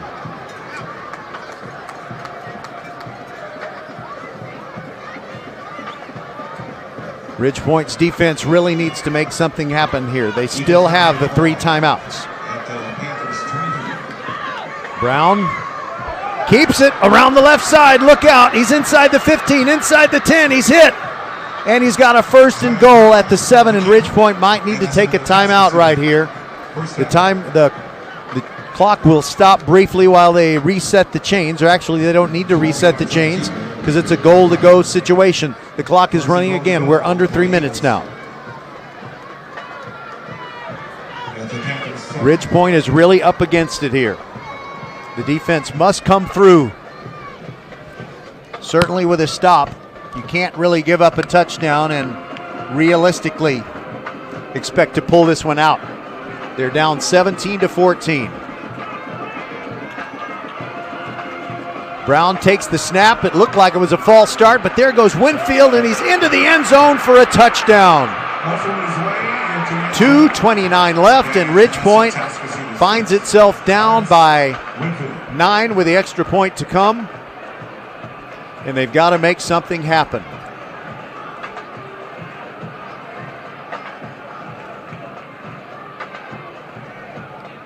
Now the swing and gate look on the extra point try. Atascocita moves back into position to kick it.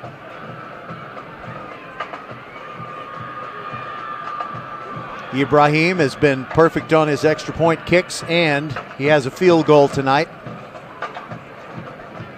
Coach Craig Stump is out there talking to officials. There's a penalty flag.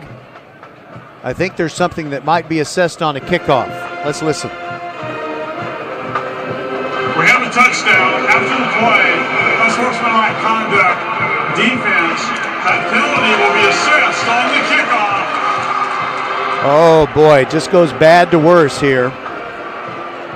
So Ridge Point not only is down by what, maybe 10 if the extra point kick is good. And it is. So they're down by 10, and there will be a 15-yard penalty on the kickoff. So Atascocita will kick off from Ridge Point's 45. We'll be back. First Iron Automotive heard you were thinking of starting your holiday shopping earlier this year, so the season of giving starts now. $15 off oil changes, $100 off 4 tires, and save on just about any service. Head to the website firstironauto.com and claim your savings. First Iron Automotive, a proud sponsor of Fort Bend Vype Sports. Make your appointment today at any of the 4 convenient locations in Sugar Land and Cinco Ranch. All 4 stores open on Saturday. firstironauto.com. Archer Volkswagen showroom is open, and our team's excited to help you. Visit our sales department Monday through Saturday from 9 a.m. to 9 p.m. Or bring your car in for service from 7 a.m. to 7 p.m. Monday through Friday, and Saturdays from 9 a.m. to 2 p.m. We're closed on Sundays to rest and recharge with our families, so we can serve you well through the week. We hope to see you soon. So the Eagles to kick off. Connor Sullivan has it teed up at the Ridge Point 45. Mason Dossett is the deepest of the kick returners for the Panthers. And the kick is in the air. And it'll fly all the way through the end zone. Ridge Point will get it at the 25, and they've got 2:29 to find a way to score at least 10 points.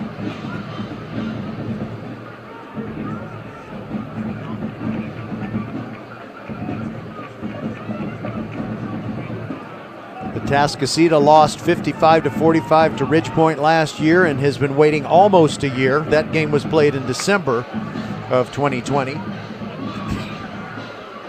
BJ Emanuel standing at the 20 in spread formation. 5 receivers in the pattern. He drops back. He's flushed. He's sacked. The blitz came and he could not get the ball out of his hands. Caleb Hudson brought him down for a loss of 4. It's 2nd and 14, precious time ticking. 2:14. Emmanuel with instructions for his receivers. Calling for the snap, takes it, drops back, steps up, throws over the middle, got Pasapia. Nice catch, first down at the 37. That'll move the sticks and it stops the clock with 2 minutes to go, but the clock will resume running. Right. Well, it hasn't yet. Now it has. 1:59 to go. We're under 2 minutes. Emmanuel drops back and throws. There's another one to Pasapia, but that was a little bit behind him and incomplete. And Jonah Castletine was closing in fast.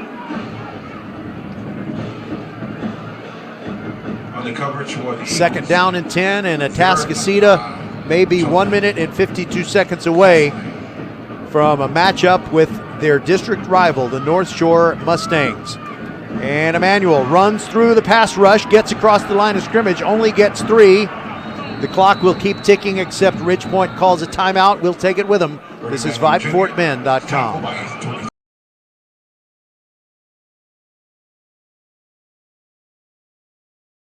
You work hard, so you deserve the good things in life, like getting an amazing deal on awesome internet.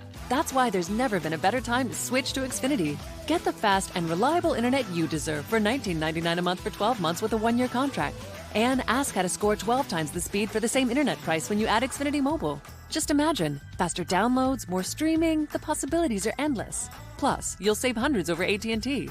Or learn how to get a $200 prepaid card when you get gig speed internet during the Xfinity Black Friday sales event. That means powering a house full of devices when everyone's home this holiday season. So what are you waiting for? Sign up now because you deserve awesome internet. Go to Xfinity.com, call 1-800-XFINITY, or visit a store today. Requires paperless billing and autopay. Ends 12/6/21. Restrictions apply. New Connect Internet 50 megabits per second customers only. Equipment, taxes, and fees extra and subject to change. After term, regular rates apply. Compares monthly service charge for Xfinity 600 megabits per second. Okay, we're back. Emmanuel running, trying to get around the edge and get the first down. He's pulled down after a gain of only 1. He was trying to get to the sideline and stop the clock.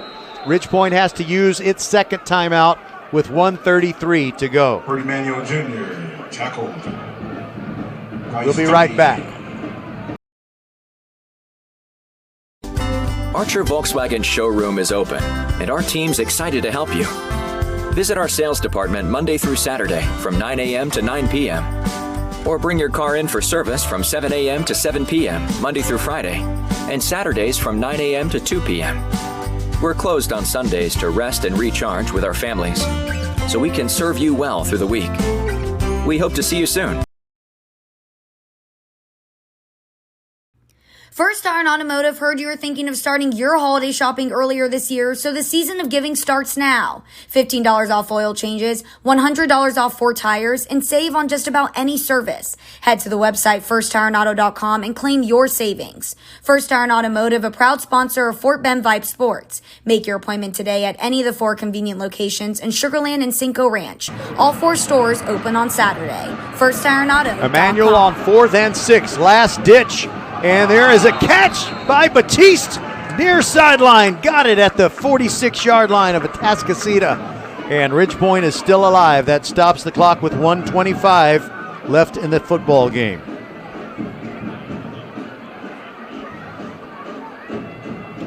I thought the pass was intended for Ashton Bethel Roman. I thought it's about to hit the ground, but it didn't. Now Emmanuel drops back, and he's moving over to his left. And he throws it. He's got Ashton Bethel Roman at the 24 and out of bounds. Beautiful pinpoint pass in front of the cornerback, Devon Bacon. Ashton Bethel Roman. 1st and 10. Ridgepoint still has a timeout. There's 1:18 to go after that play went out of bounds. Ball's down the Eagles. Emmanuel with instructions for his receivers. He's looking for the end zone, and he lofts it up there, and the pass falls incomplete. Charlo trying to buy a pass interference call, but none was forthcoming. 1:13 left in the football game. 2nd and 10 for Ridgepoint at the Atascocita 24. Ridgepoint's got to have a touchdown and get it quickly. And then they need to recover an onside kick and see if they can make something happen. Emmanuel sends Charlo in motion. Charlo moves next to him. Stops, looks like he's in a running back situation.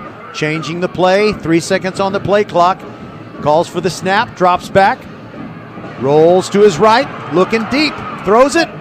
And it is incomplete, intended for Ashton Bethel Roman in the back corner of the end zone on the right. Pass was incomplete. 1:06 to go, and it's 3rd and 10. He's a 3rd and 10. Ridgepoint trying to advance right to left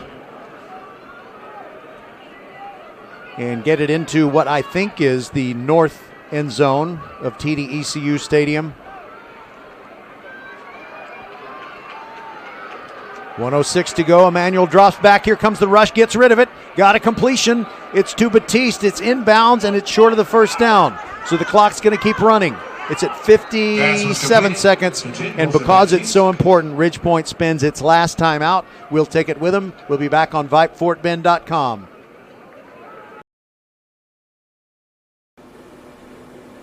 Hello fans, this is Bradley Stavanaugh with Needville Insurance. We know Fort Bend County. I'm a 4th generation resident of Fort Bend. I'm your local, hometown, trusted agent. With over 30 carriers and 9 auto insurance carriers, we shop the insurance for you. We know insurance is hard. We know it's complicated. We make it easy for you. We have Spanish speakers here available for you. Call us at 979-793-7411 or NeedvilleInsurance.com. Once again, call us 979-793-7411. Don't miss the UIL Football State Championship starting Wednesday, December 15th at AT&T Stadium in Arlington. Ticket information and more can be found at uiltexas.org. Class 6A reaches There will be 8 teams left in Class 6A Division 1 after this round. Ridge Point has to pull off a miracle to be one of them. Emmanuel drops back. He is flushed. He's got to get free. He's going to run for a first down. He's got it. He's got a touchdown. With 49 seconds to go, Bert Emanuel Jr. runs it in from 17 yards. So now they'll bring on the extra point kicking unit to make it a 3-point game. It's 24-20. And Holden Gray comes on. Carson Gordon to hold for the Panthers.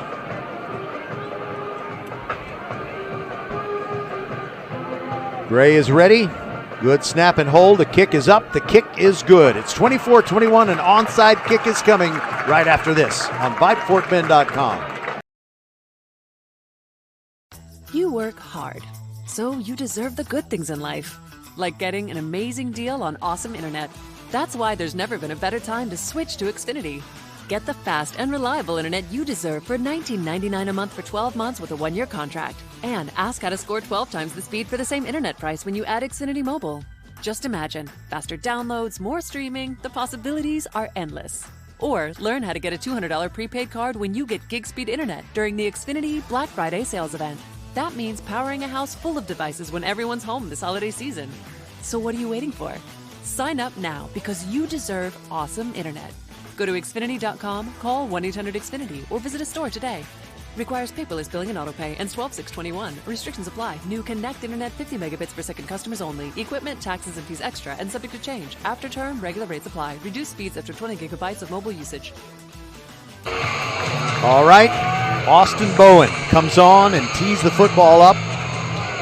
And he's got to find a way to make the ball do something that can keep Atascocita from taking possession. Ridge Point's got to jump on it and then see if they can pull it off. They're down by 3, 49 seconds left. There is the kick. It has a high hop, but it is controlled by Atascocita.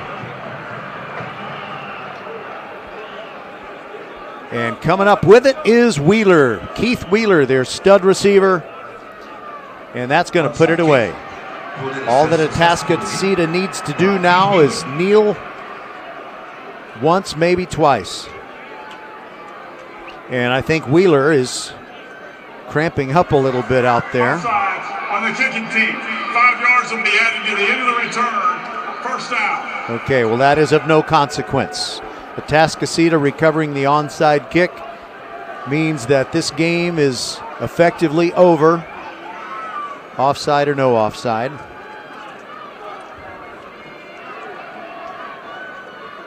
And young Zion Brown will come out and take one snap, take a knee, and that might be all he needs to do. Ridge Point's push toward a state championship is going to end here tonight. There is the kneel down. And Atascocita will have to snap it one more time because the play clock is at 33 and there's still 36 seconds left in the game. They could go ahead and do it right now, and I think they will. Yes, they will. Brown takes the kneel down, and that will do it. Hard-fought football game. Ridge Point played gamely. They left a few points out there. A couple of mistakes here and there, and the Atascocita Eagles are the better team tonight, and they win it by a score of 24-21. We'll take a break and be back on VypeFortBend.com.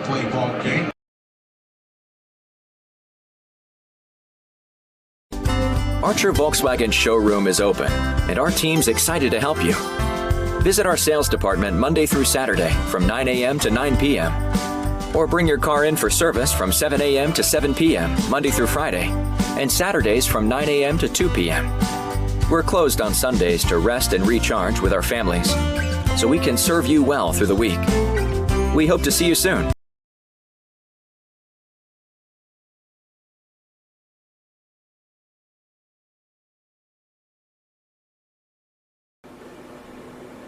Hello fans, this is Bradley Stavanaugh with Needville Insurance. We know Fort Bend County. I'm a 4th generation resident of Fort Bend. I'm your local, hometown, trusted agent. With over 30 carriers and 9 auto insurance carriers, we shop the insurance for you. We know insurance is hard. We know it's complicated. We make it easy for you.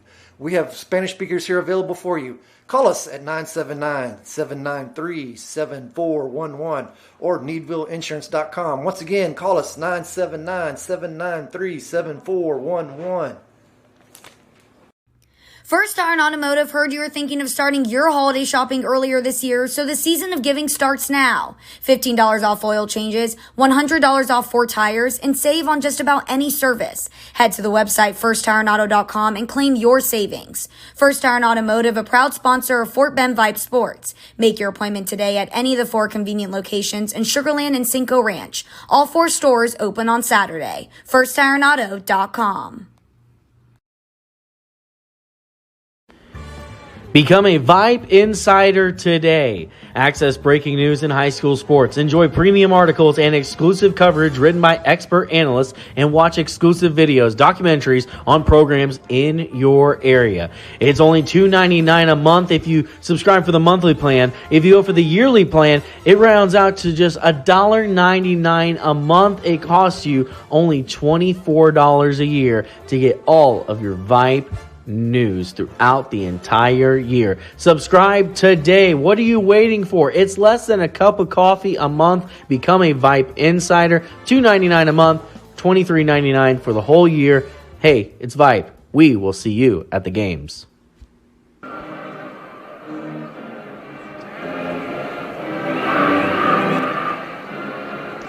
They're playing the Atascocita alma mater over there on the other side. The Eagles are victorious tonight, and the state championship dream ends for the Ridge Point Panthers.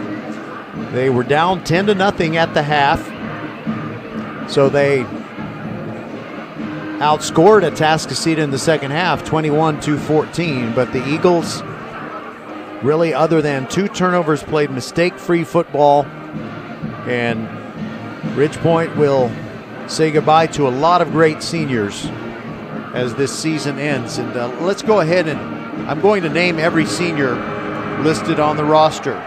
Alejandro Colbert, Bert Emanuel Jr., Terrence Howard, Deshaun Shashery, Kieran Charlo, Marvin Session, Stefan Pisapia, Wilson Batiste, Austin Bowen, Caleb Benson, Kyler Thaman, John James, Zarek Earls, Ethan Ellis, Ryan Phillips, Jaden Jones, Walker Acock, Tayton Lane, Mason Hall, Quentin Smith, Dalton Plitt, Cameron Richardson, Jeremiah Hector, Dylan Vaughn, Evan Sharp, Ronald Morrison, Jack Ream, Callan Campbell, Calvin Harvey, Joshua Okpala, Mark Ham, Cole Holloman, and Clayton Cherry. And if I missed someone, I apologize. It's always tough to see it end. The Ridge Point Panthers had a marvelous season. They only lost 2 games, so their final record is 12-2. And they will try one more time next year with a very talented group to get to the regional final round, something that they have been unable to do in Class 6A. They did it in Class 5A against Cedar Park back in 2015. So that's going to do it, and I'm just going to give you one more update on the Hightower game. That's a barn burner. Hightower and Manville, 21-21 with 5 minutes left in the third quarter. So the Hightower Hurricanes are the only hope for Fort Bend ISD to advance forward. Roger Smith saying so long from TDECU Stadium at U of H, where our final score was Atascocita 24 and Ridge Point 21. Good night and God bless. Thank you so much for listening to VypeFortBend.com. We've got the Hightower Hurricanes, and we got basketball. We'll see you all year long.